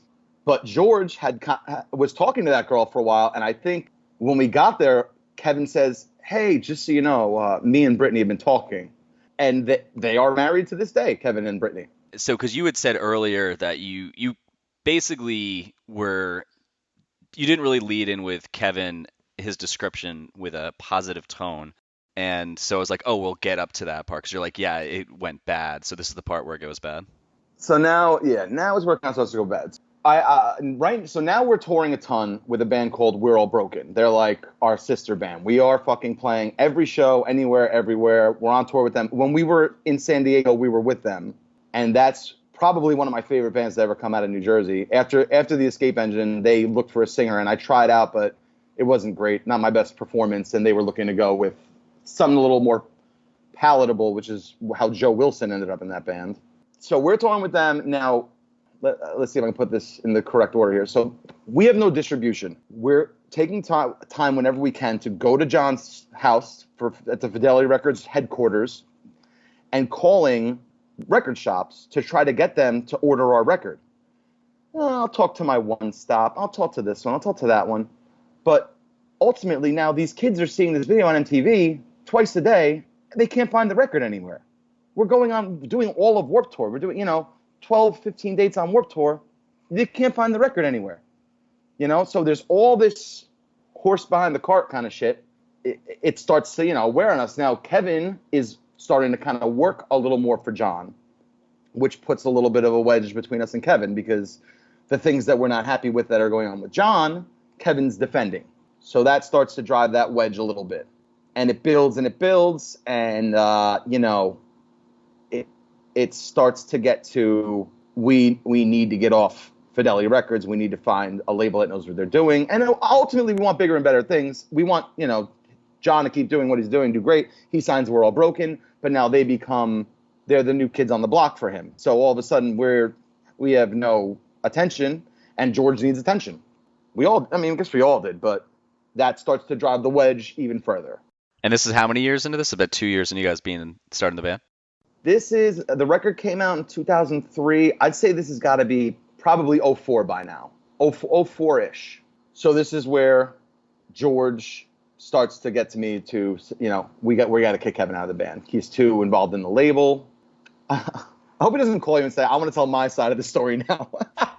He's like, Dom's an asshole. It's just an hour of him ripping me apart. Love you, George. Wait, you're talking about George? You ripping George apart? I don't think you ripped George apart. No, not at all. Now we got to kick out Kevin, which Kevin wasn't a great guitar player, but he did serve his purpose. But now he's starting to just do too much for the label. It's hey, we got practice. I got to help Jon out. Like, bro, he's on his laptop constantly. I got a hotspot. I need to do some work for Jon. Bro, that's not what we're on tour, man. Like, what are you doing? So that gets worse and worse till finally we decide we're going to kick out Kevin. And with Kevin leaving, Fitz decides to quit. And that was probably the biggest blow our band could have taken. And if I have to point the X marks the spot to the beginning of the end, it was Fitz leaving. Because he, as much as he drove us crazy and would show up to shows in like Jesus sandals and swishy Adidas pants and bright oversized t-shirts. And we'd be like, bro, can you just put on a pair of Cons, bro? You look like a fucking weird jock hippie. I don't know what you're doing. Ah, man, whatever, bro. That's stupid, But he brought a lot of heart to that band, and that for sure pulled a huge chunk of it out. Did you guys have, because you're dealing with bands at that time that are doing this whole fashion show thing, and they're trying to, I remember Barker was telling me one time he was backstage of like an Anne Boleyn show, and they were fighting over the flat iron before they went on. No, 100% no. So were you stuck in that thing of we have to kind of match what's going on? Because, I mean, you're saying this about, I know what it's like to when someone shows up in the band, you're going, we don't look like a unit right now. Like, what the fuck are you doing? It was, here's the thing, dude. All of us, me, Amanda, George, and Kevin, I don't see Kevin, but to this day, we all wear jeans and black t-shirts and Cons. That's what I wear, or Vans. That's what we wear. So it wasn't ever a matter of let's all dress the same, but it was a matter of, can you just, you stick out like a sore thumb. Can you just try to, do a little something? It was never an issue to the point where we had band meetings about it, but when he'd show up, I'd be like, what the fuck are you wearing? That kind of, Yeah. What the fuck are you wearing, dude? You look like you just rolled out of bed. You just cigarette ashes all, but he was Fitz. He'd say something funny, you'd laugh at him, and you'd call it a fucking day, So who do you get to replace him? Because is this when Connor comes in and plays guitar? No, that is the third iteration. So now comes the second and probably most painful iteration of the Escape Engine. We have probably one of the people I'm closest with to this day. Chris Osborne comes into the fold. He is great now, but I don't think I've ever hated anybody more at the time he was in our band. And of all the people in my band that I've been in that band with, he's probably the number one person who will listen to this, and I love you, Chris, but my God, did I hate you. And he just kind of sucked at the drums. Not terribly, but he would fall off on little things that would drive me and George crazy because we wanted perfection, So along with him, George does the next thing that I beg him not to do, and he just doesn't listen to. He goes and gets Mike Carroll, who he's become super close with over the past year. Now, Mike Carroll is my closest and one of my best friends, and I wanted nothing to do with having a friend in the band, especially one that I've been in bands with, and I know how they can be. I don't want to hesitate. This is a machine now. We're going. If I have a problem, I'm kicking someone out. He joins. He becomes George's new flavor of the year, and so they're always together, practicing guitar. Show me your techniques. And Mike Carroll's a sick guitar player, so George is learning a ton from him. And it's great. They're writing more complicated parts. It's not just George with a rhythm guitarist anymore. It's two lead guitarists that can, play off each other. It was awesome. They made the old parts cooler. They made the new stuff we were writing more exciting. But we're having a hard time with Chris. And then, now Mike Carroll's dating Amanda. That's another fucking shambles. Yeah, I was going to say that because aren't they married to this day? No, they never got married. They broke up. I do remember them dating. I do remember that. Yeah. So they dated, so that was a whole nother thing, They would get into tips, and now we're on the road, and now, George is, going to take Mike Carroll's side, so he's blaming Amanda. Now he's pissed at Amanda, and I'm like, dude, what's going on? That was a nightmare. The tour that you saw us on, we were with Chris. That was the Chris and Mike Carroll iteration that we went to San Diego with. That was about a year. I mean, it was a painful year. We did a lot of touring with We're All Broken during that time. Do you think, you said that before, and I just had to, it triggered something in my brain where, didn't that kind of fuck you guys when you're just on the road with one band all the time? Doesn't that keep you from putting yourself on more tours with other bands and opening up their audience to you and you to them? Listen, we did tours with some other bands, but we did a lot of stuff with now Fidelity's signing bands now. Also, I should bring into the mix now. Now, I think Fidelity has Race the Sun now.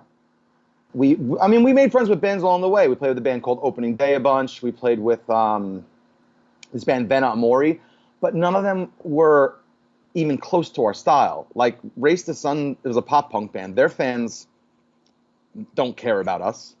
Vena Amori was we took them out, but our fans aren't going to care about them. And the places that we played that were their home spots, no one cared about us. like I said, we could never get booking. We couldn't get on big tours. We never could get any of that. So, and that killed us. We were never exposing new people to our music. It was the same, down to Florida, back, over to Chicago and back down to Florida, back to the Midwest, back. It never really grew. It wasn't until The Sleeping, and we still got close with them, that we finally started to see, bigger audiences, and because they had a following. But we hadn't even met them yet. And listen, We're All Broken was, they were helpful. They would help book the tour. That's all we needed. A band that had contacts, that knew people, that could book shows. And they were down to tour, so whatever. And we got super close with them, so it was always a great time until it wasn't. And I think that's when all of a sudden now Kevin's showing up places where We're All Broken. He's close with them, so now they're not so keen on George anymore because Kevin's got a lot to say about him. Oh, so Kevin's showing up because he's on the label taking care of them, so he's showing up. Ah. Yeah, so now the inner workings all start to, now George is pissed at him. Now they're not seeing eye to eye so much with that band anymore. At some point, Joe, the drummer, goes on to date George's ex-girlfriend. They might even be married, to be honest with you. And I love all those guys. To this day, they're all fantastic. I don't think any of us have any problems with each other. But, that was also like a what the fuck moment for George. So that was it. No more We're All Broken. All of a sudden. Poor George. He just keeps getting his ex-girlfriends, having people date his ex-girlfriends. He didn't care. He's fine. He was just fine, I guarantee you. Okay. So We're All Broken now. You guys are George is no more of them.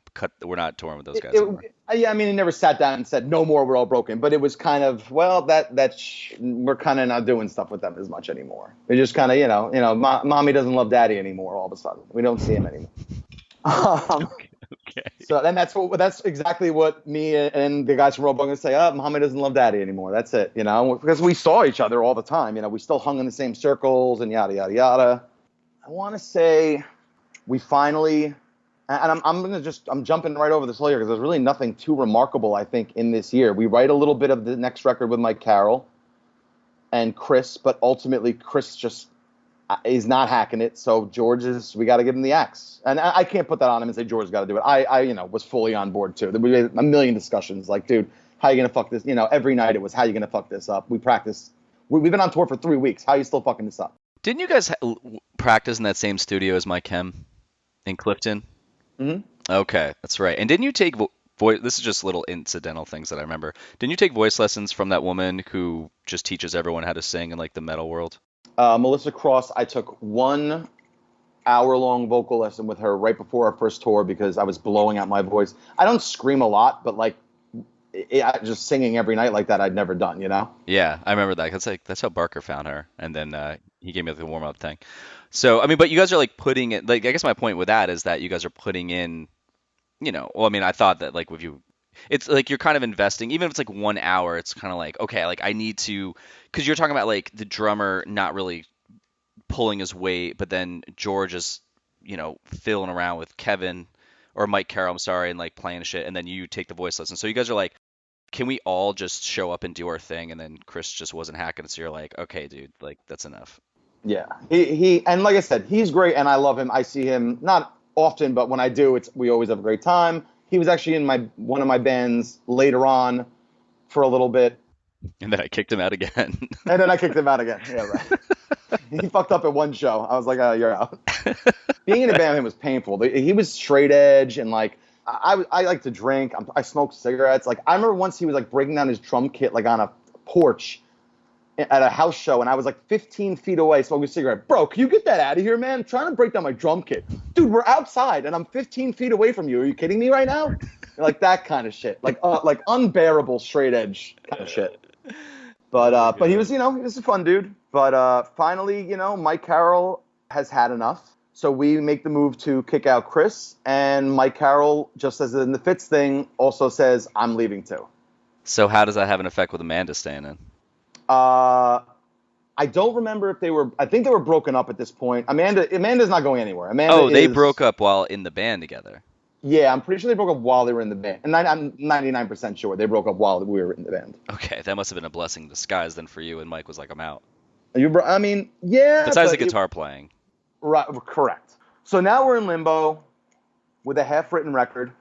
What are we going to do? Back to the drawing board? What are we going to do? And that is, here comes our fucking knight in shining armor, Aaron Elliott. This dude tried out for us when we were looking for a drummer originally, and he was just very young and kind of all over the place. He was like very wants to be Travis Barker, but he was I think he was like 16. So he comes back and tries out again. Man, maybe he was a little older. I think it was maybe 18 or 19 when he joined our band. I was gonna say, because there's no way if you were touring that much that you would have let a 16-year-old even audition. Because even the pure fact of their being that good, that would have fucked you over. He drove here from Pittsburgh to come try out. What were we going to say? No? Jesus Christ. And he comes back and tries out. I guess George kept in touch with him. Smart. And he comes back and tries it out again. He was a little sloppy, but he was sick. Aaron was sick. And it was like, thank God I have somebody I could fucking work with now. Because on the first record, I was very heavily involved in all the rhythms, like a rhythm guitar and a lot with the drums. I love drums. It's the only instrument I cannot play worth a shit, but I do, I do that thing. I want to hear like, bra-tu-ta-ting, and I need a drummer that can go, oh, like, bra-tu-ta-ting. Oh, that's it. That was Fitz, and then that was Aaron. Aaron could bring anything I wanted to life. It was awesome. We got our drummer. Let's start practicing with him. But now we need another guitar player. And here comes George with the next thing I beg him not to do. And he has Connor in the band. And that was, if the beginning of the end wasn't already there, that started that's another bad moment. Because Connor and we were always cool, but he had a lot to say about us, especially when we got on MTV. And I'm not going to go into it, whatever, but he had a lot to say about, stupid bullshit, all you guys fucking MTV video, blah, blah, blah. He was in this awesome, like, New Brunswick band. He was very heavily in that scene of, like, the DIY, whatever, which, that's an ethic I fully support. Sorry that somebody wanted to pay for a video, but calling me, like, breaking my balls, like, all right, dude. Now, all of a sudden, he shows up, and George has him in the band. I'm like, you got to be fucking kidding me. I'm still happy to have him because I love Connor, but and he's got a lot of connections at this time. He's working. I think Danielle was working for Crush Management. He was touring with like the Hush Sound. I didn't realize that he went on to actually do a lot of musical stuff, and because I remember seeing him with you guys, because I remember there's photos that I remember him playing with a bandana on his face, and I was like, that's actually, I kind of think that's cool. Yeah, that was the whole Mafia melodic thing. That was a big thing with the sleeping we had. That was our gimmick, that we were Mafia melodic. It was fine in 2004, I guess. Fine. No, Connor did a lot. Connor did a band called A False Spring that I actually just recently posted them on my Instagram. They had a couple awesome songs, but never really went anywhere because he was in it with this dude that we used to be friends with that never lasts in bands. And then he did a band called Gimme Danger that was fucking awesome. I loved all their stuff. But, it was very much that, like, dirty New Brunswick, lo-fi kind of sound. And that was what he was into. Cool. But, like I said, had a lot to say about us and what we were doing. Mm. So that must have been kind of annoying that when he showed up, were you like, oh, is it cool now for you to be in this MTV2 band? Oh, 100%. And then, his guitar, he's playing on these, like, lo-fi, hollow body, fucking weird guitars. And so this became a product, a point of contention now, too. I'm like, listen, I have a Les Paul. That's what you need, a Les Paul for what we're doing. So I'll lend it to you. But the neck's cracked, so you just got to get it fixed. $200. And then years later, I'm like, can I get that guitar back? And he's like, yeah, $200. And I was like, bro, you've used it for like 4 years. Like, you got your $200 worth. Like, that's kind of where we left off when he passed away, which still, kind of kills me. Yeah, like I have a voicemail saved of him like taunting me, but I'll never get rid of it because it's the last thing I have him. But he's still kind of a triggery issue for me. Like I don't know. That really hit me very hard. I spent a lot of years with that dude, and ups and downs. And I know it's drugs. It's not him talking. Yeah. But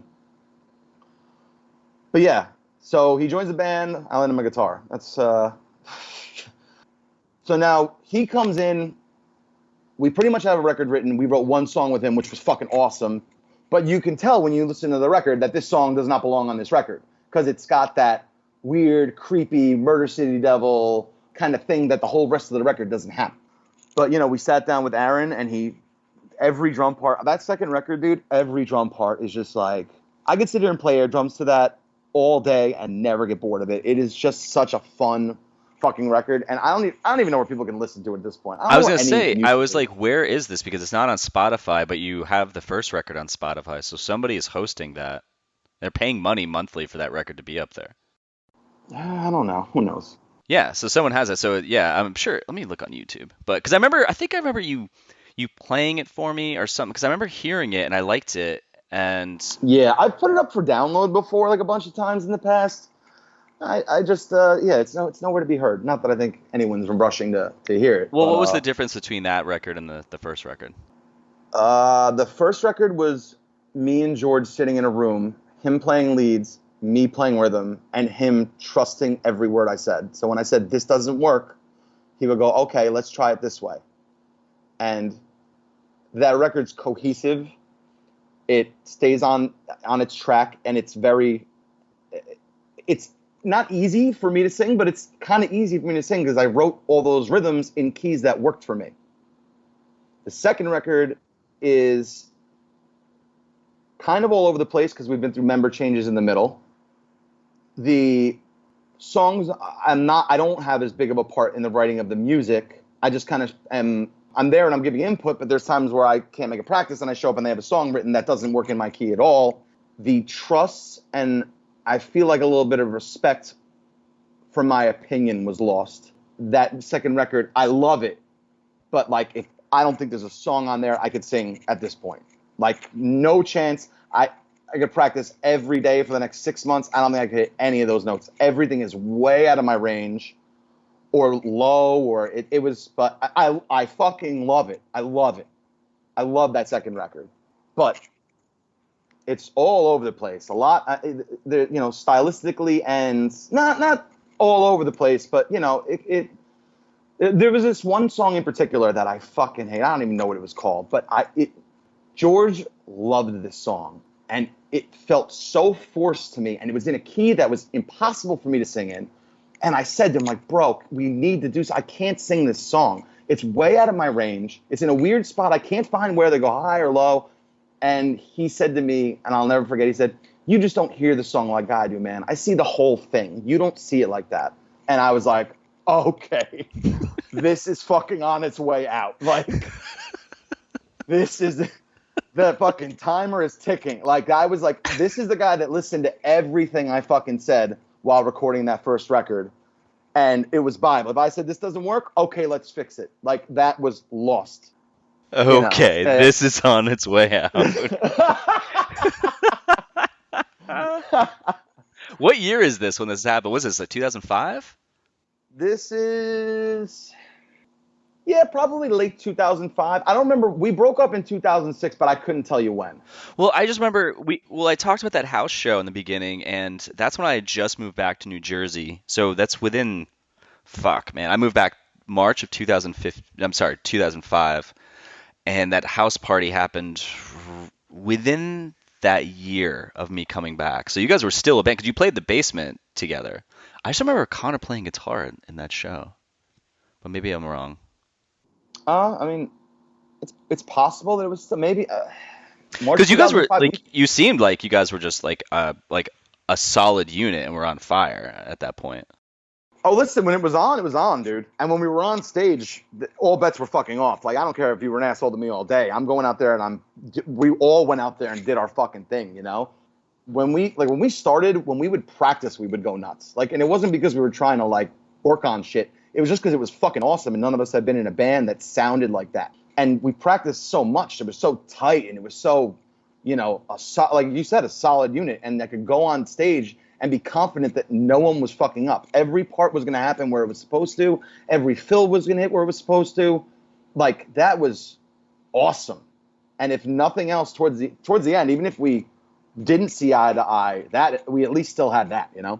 like that never suffered. No matter what, like we were still going out and putting on a fucking show. Like that was my favorite thing to do. It's still my favorite thing to do. There's nothing more exciting to me than being on stage with a band behind you that you know is going to be tight and play everything perfect, and you just got to sing and worry about yourself, and everything's going to fall into place. But like, just gets to the point where it's like my last band was like, 4 dudes in a room for 1 day a week for practice. No one wants to be there. And then the other night I have off, we're playing a show to everybody's wives and girlfriends. Like, I'm like, all right, bro. Yeah, that shit sucks. It sucks so Sucks. Yeah, no one's ever got money for anything. I'm just paying for everything out of my fucking own pocket, Like, it just gets, you know what, dude? I'll play an acoustic show every 5 years where I can call up Mike Carroll. I'll say, we're playing these 15 songs. I'll practice with you once, and then we'll play.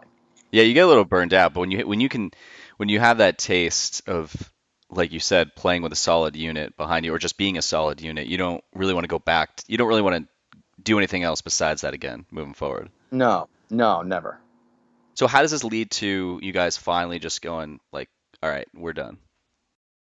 With Mike Carroll gone, now Connor and Aaron become the favorites, and me and Amanda kind of, like I love George, but he played favorites, and those were his boys. We're boys. We're boys. They hung out at Randy's all the time.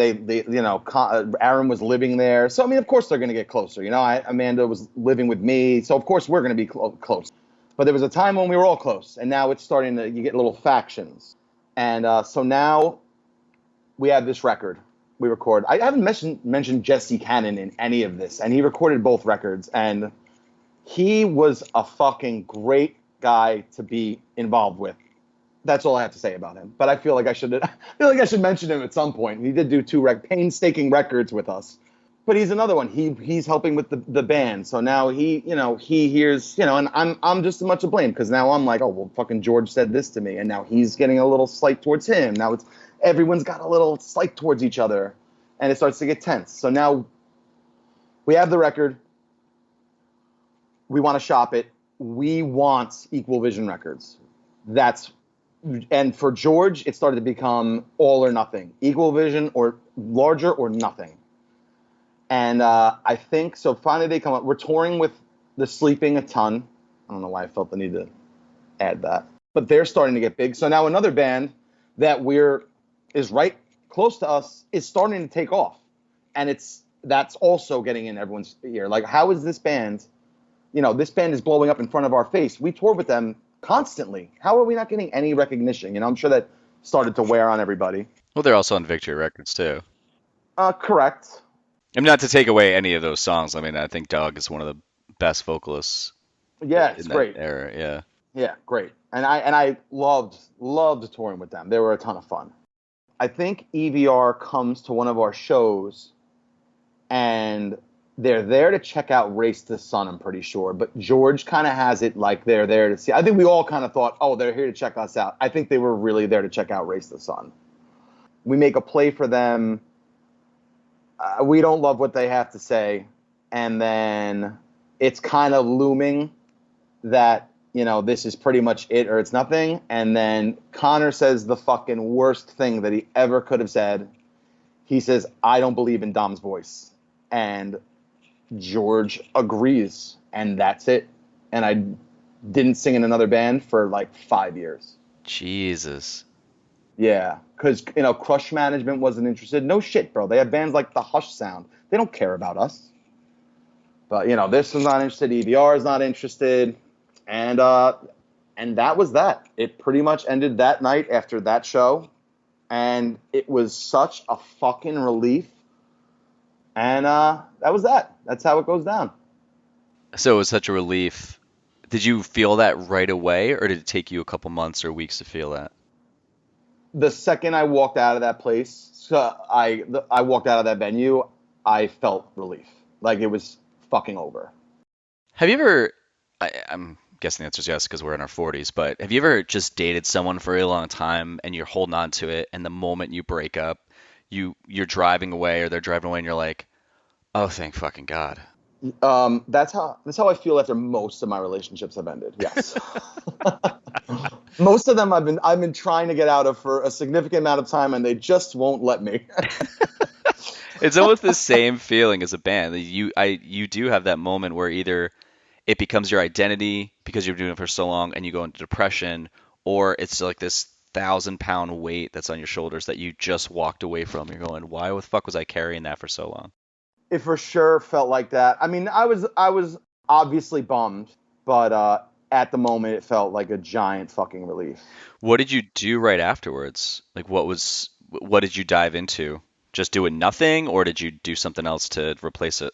I picked up piano a lot more, and We're All Broken was doing a lot of shit they had pre-recorded, and one of my things was I wanted to try to maybe play like keyboards or something for them. They had a lot of like, but they also kind of fell apart right around the same time, maybe a little bit after, and so that was like a road to nowhere. I actually reached out to Ben from Armor for Sleep and asked if he knew anybody that was looking for like a guitar player or something, because I was like mortified to sing after that. And he actually put me in touch with Max from Say Anything. Oh, wow. I spoke to him, and he was like, listen, I'm looking for like a keyboardist / guitarist, and he rattled off all this shit they had coming up. We're touring with Saves the Day, we're doing this with that, I've got this coming out, blah, blah. And I ultimately turned it down because or didn't pursue it. I kind of just thought they were kind of hokey.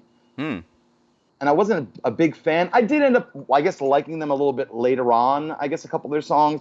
But, like, also, like, he was notoriously, like, a crazy person. And I was like, it seems like, I mean, still stupid of me to not ingrain myself in a larger band and maybe meet some people to go network from there. This is when Israel Boy is about to come out, or did come out already, right? I think Israel Boy was out. Wow. I fucking love that record. It's so great. So hokey. I don't know. It grew on me. Like I learned some of the parts. Like there's like the one song it's got like that move part, the wee doo wee doo wee doo wee doo. Yeah. You know what I'm saying? Interview with Tom. Wee doo wee doo. That's the sound clip. It's like you're explaining the drum part again to somebody.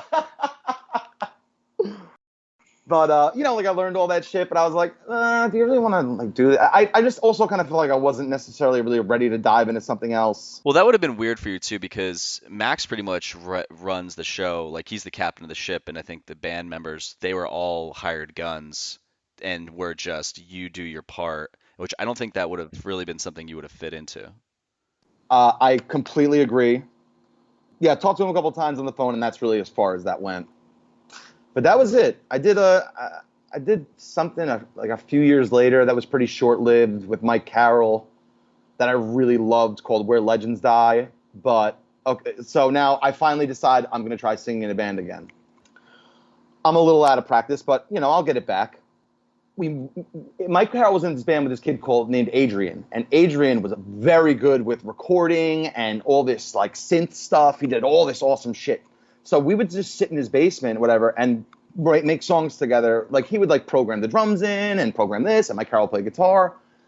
So we have these few awesome songs that we're stoked on. So he's kind of a flake and ends up drifting off, but me and Mike Carroll have the songs. So we talked to Jesse Cannon. We get him to to record drums for us. I can't think of the kid's name that played drums, but he was just a hired gun. He recorded the drums. And then we went to Jeremy Komitas's basement where he was building a recording studio. Yeah, I've been there. So he says, I'll record you guys for free. I want you to help get out the name of the studio and blah, blah, blah. I'm like, sounds great. Bro, he's doing work down there daily. I'm walking downstairs in this sawdust-filled fucking room. I can't barely breathe. I'm trying to record vocals. They're not sounding great. He's like, don't worry about it. He's like, you sound great. I'm going to put a little auto-tune on it. You'll be fine, which I don't have a lot of auto-tune on my voice on those records, and I'm kind of proud of that. When I tell you, he starts to do what he does, and he kind of flakes, and like, I never really, I'll get around to it, I'll get you the mixes, all right. Gets me the mixes, bro. If I wasn't mortified to sing ever again after that, what Connor said, I was never singing in a band after this. It was atrocious. The playback of what you recorded? Terrible. Just terrible. I honestly, like, I hope nobody ever hears it. I don't think anybody's going to, but I'm pretty sure I'm safe in that wish. But and that was kind of the end of that. I was like, nope, not doing this. I joined a band playing bass. I did that for a little while, and then I started my last band, The Death of Me, which I sang in. No, wait a minute. What was that band you played bass in? I remember that. You'd post about them all the time on Facebook. Yeah, it was probably annoying. I would have unfriended me. No, it wasn't that annoying, but like I'd always see, because you were like going fucking nuts when you were playing. I was like, oh, Dom's back on stage again. Yeah, so that was a band called Those Mockingbirds. That was it. Yes. Yeah. Okay. That was kind of a fun little thing. It was do you know Adam Bird at all? I don't, but actually no, I saw you guys play because I was living in Hoboken at the time, and we saw you guys play. I think that was the night it was like your brother's birthday or something, and you ran outside and like kissed me on the mouth. Do you remember this? No. Yeah. But that sounds like something I would do. Yeah, you totally did it. You like ran out and just kissed me on the mouth, and I was like, whoa, okay. That's probably like that was like one of the last interactions I had with you before I did that acoustic thing with you at that bar in like 2014. Which was great. What Yeah. a great time. Yeah, And that you was covered fun. Knapsack, and I was so in love with that cover. I remember It was that. Yeah. You were like, oh my Love God, I'm that. so excited. But Love that. so like, okay, so you did that. When do you guys do the reunion show? It says 2012. You guys did it at Maxwell's? Yes. So now I leave Those Mockingbirds. I'd been fucking around writing some songs. Frank from We're All Broken actually was the one. I was playing Those Mockingbirds. I was writing a lot of stuff. I had a decent amount of songs written. And I run into Frank from We're All Broken, and I'm talking about how I miss, playing music and singing, whatever, and it's been a little while now. And he says to me, bro, you write songs in your room, right? And I'm like, yeah. He's like, okay, just get some people and go play them. And I'm like, yeah, just get some people and go play them. I end up I write a couple songs with Chris Osborne, and then I kick him out again after our first show. Sorry, Chris. He's gonna hate you after this. He's gonna hate me. I get him, and then I get these couple of guys. This dude Tim Baker, who was in a band called Trees Above Mandalay. I don't even remember how I link up with him, but him and his buddy Pat come on. Pat? Yeah, Pat. Who fucking knows? No, I get him, and I played guitar and sang. He played guitar. I think Will Lewis. No. My friend Graham, my ex-girlfriend's brother, played bass. He was in that band. Oh, Graham. Yeah, he was in the fucking Misfits. Yes, he was. Yeah, Sarah's brother. So I call him. I'm like, would you want to play in a band with me? So he's like, yes. So I get him, and then I take the drummer from. So I play a show with Chris. Play a couple shows with this lineup, and then eventually I take the drummer from Those Mockingbirds, Matt, who I've gotten super close with. Sorry, Adam.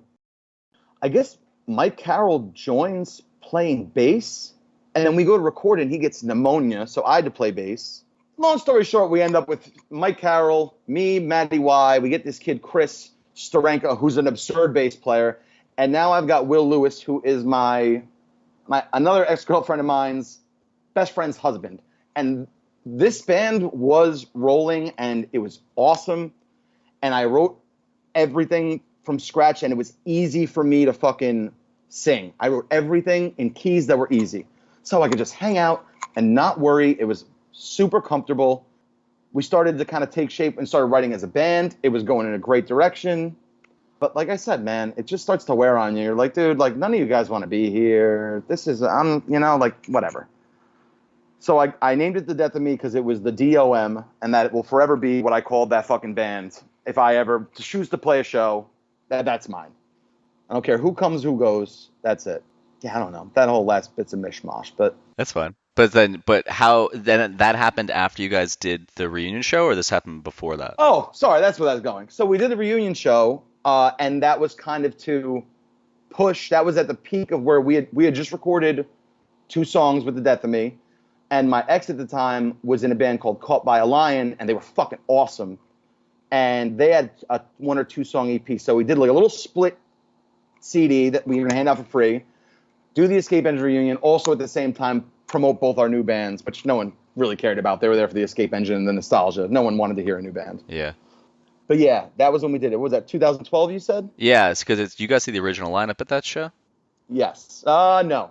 It was Amanda, me, George, and Mike Carroll, and we had this dude, Rick Davis, who was in a band called The True Story, who I'd kind of see here and there. He still played drums, and I knew he knew the songs, so it was like a super easy thing. Like, you know, he showed up knowing them front to back, you know. Did you guys, when you played, did it click right away, or did some old annoyances come back where you're like, oh, yep, here we are again. Here's the shit that No. always shows up. No, there was absolutely no bullshit. The dust on the battlefield had long since cleared between any of us. Yeah, I mean, I went to like George's bachelor party. I was at his wedding. We've been cool. It was maybe like a year and change cooling period, but like we got back to being friends. I don't see him as much anymore. He's married. He's got, you know, a real job.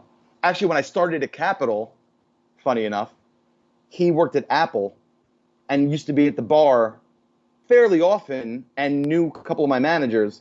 And just a few weeks ago, I was talking about being in a band, and one of my managers goes, "You were in a band?" I'm like, "Yeah." So I was like, we like had a video on TV and everything. She's like, "What?" She's like, "Show me the video." And I'm showing the video. She goes, "Oh my God, is that fucking George from Apple?" And I'm like, "Yeah, that's George from Apple." George from Apple was in a band? And I'm like, "Yeah." I thought she was gonna be like, "You should be in a band with George. He's a really nice guy." Yeah, it was very funny. But no, we've been cool. I mean, like, and you know, I know I've definitely like unloaded some shit today, but it's, you know, not stuff that I go around really talking about. I was like, almost like, am I oversharing? But like, we're all way past that. We're all adults. We were like 20, 26. There was a lot of bullshit, but you know, moral of the story, I would never trade any of those fucking times for anything. You know, no matter the bullshit that any of us went through, and like, there are some even worse times I could conjure up. There's no need to, you know. It was so fucking awesome. At the time of my life, it was nothing bad to say about it, except for everything I just said for the last hour and 45 minutes. I don't know, like I'll say things like that all the time too, but I'm going, that was 20 years ago me. I'm like, now I'm totally cool with this person, but back then we didn't mesh, and they were kind of a fucking asshole, and I was a fucking asshole. I think it's fine unless someone really gets butthurt about it. You're like, all right, relax a little bit. All right, so before I wrap this up, I'm gonna ask two questions, but before them, is there a story that you've always wanted to tell and you've never told, and now you get your chance to? I honestly, dude, I think I got you my three favorite stories. The hotel for the video, the Mothermania phone call, and on the stage with the Ataris are probably three of my highlights. That is really super. I mean, they really do just show this path that you were on, and then you get there. I almost think too. Someone said to me one time, if you say out loud like, "Oh, I'm always messy," or "I always drop things," you always drop things. It's almost like, instead of, if you're like, "Oh, I don't want to drop things anymore," you still drop them, instead of saying, I'm very well bound. I don't know what the fuck the term would be. But when you constantly say over and over again the thing you don't want, it shows up because you're almost kind of like manifesting it. I felt as you're talking about, you're like, I'm going to do this band. I will not have any friends in it. And it was just like, boop, boop. It just starts coming in. Everything you didn't want started to come because you were saying it. And this is just me being woo-woo and fucking weird. It's almost like you kind of conjured that thing to kind of happen. I mean, yeah. I mean, it's not like it's 100% fact like that. It's like one way to be like, oh, wow, maybe, who knows? Yeah, I mean, I was very clear about what I never wanted, and that ultimately was our downfall. You know, what are you gonna do? It is what it is. Would you like to use this time to apologize to what's his face for kicking him out for so many times? This is your penance. You just tell Chris, like, "Chris, I'm so sorry, but I still don't like your drumming." I'll never play in a band with you ever again, but my God, you're a fun time to drink with these days. And see hot water music. I want to sing hot water music songs and drink with you all the time. Where do you guys usually? What's your watering hole in Jersey? I'm kind of right between, dude. I'm like a big high-end steakhouse guy. Or Biagio's. I'm either at Biagio's or he doesn't live by me. I see Chris. He lives. I think I don't know where the fuck he lives. He was living in Hoboken, but I see him a lot at like a show in Asbury. That's where I'm going to run into him. Or like, you know, hot water music or face to face playing somewhere. That's where I'm running into him. I'm going to wrap this up a second, but like high-end steak, I love a good high-end steak place, and there's none here that I can go to. It's so annoying. That's heartbreaking. Yeah, like I used to go to, even though it's a chain, I would go to Roots in Morristown. Ugh. You don't like it? No. I you know what? I heard you got to go to that one. I went to the one in Ridgewood and was not impressed. Well, I liked it because I'd sit at the bar. I always sit at the bar because I was always by myself, and I like the bartenders. They like, shake your hand. It's just like you sit there, Sinatra's playing or some kind of music like that's playing, and they give you like martini. I love that atmosphere so much. It's dark as fuck. I that is my fucking happy place, Mike. Like I live right between Morton's and Ruth Chris, and I know yes, they're all changed. There's a million nice places in the city. You know what I can do? Walk to these places. I would rather walk to the steakhouse, sit down at the bar, have a martini, not have to worry about driving home. Nice steak. I mean, that's like at least once a week. That's my happy place, and I love dining by myself. I love it. I love it so much. It's my favorite thing. Love it. There's nothing. Just sit there with my thoughts. Oh, I know the bartender. We can bullshit a little, but then you go do your thing, bro. I'm here to maybe someone's interesting at the bar, and then I get to talk about myself. Two things, and then stay on after I hang up. But all right, end this thing. What would you like to plug? It could be about you. It could be about a friend. It could be about both. Fuck, man. I really don't know. Sure Thing Toys. If anybody wants online collectibles, surethingtoys.com. SureThing? Yes, toys. Sure Thing Toys. What's your connection with this again? He is, so it's my best friend since I'm 4 years old. Had like a good job and started like selling toys out of his garage, and it started to kind of take off, and he quit his job, and now he does very well for himself, and we get to travel to San Diego and Chicago once a year and just go hang out and have nice dinners at steakhouses there and sell toys. Dude, I love it. This is really cool. This website's like huge. Wow, that's awesome. All right, man. So last question. What scene ethics do you hold on to this day? What scene ethics? That's a great question. I wish I would have been prepared for that. All right, can you take this out? Give me an example of what you're looking like. It's funny, like this has been happening to me a lot lately, where people are like, I don't get it, and like leading up to this, it was pretty straightforward. I started asking this to Tom Petty, actually. I think he was the first interview I asked this. It kind of popped in my brain. It's more of the thing that you learned at going to shows that you stuck with you to this day, and like like a moral thing or an ethic thing that you never got when you were in high school. So when you go to shows, everyone's going, I got the thing that I wanted to. And then I learned this, like, people say DIY, people say don't be a fucking dick to people. They're like, this is my politics. I don't know. There's something from then that we all kept pretty much out of everyone I've interviewed. So first off, the DIY till you die thing, like I'm all about that. One of the biggest things I feel like when I talk to people that are in bands now, and even when I was in those Mockingbirds, I feel like I tell people all the time, I'm so happy I was in a band at the time I was, before the YouTube and the viral shit, because that was hard work and just nonstop, putting everything you have into it, touring, shows, being around. Like it wasn't about, now it's just about, get a viral video and like no one cares about, who cares about the music at that point? It's just about getting something that, I don't love what it's become. And just, not being a dick to people, because people were dicks in high school, but once you started shows, there was a lot less of that drama or a lot less of that bullshit. And like, not for nothing, I work in an industry where like I might wait on 7 or 8 tables a night. You can't judge any of these people on what you're gonna get until the end. You never fucking know with people. I can start going into examples, but like you just don't know what this person is coming from, what they're what they're like. So it's, I mean, that kind of goes hand in hand with the business also. I think that's really it, man. Like I just, it was hard work and dedication, and anything you want to do, just make it fucking happen.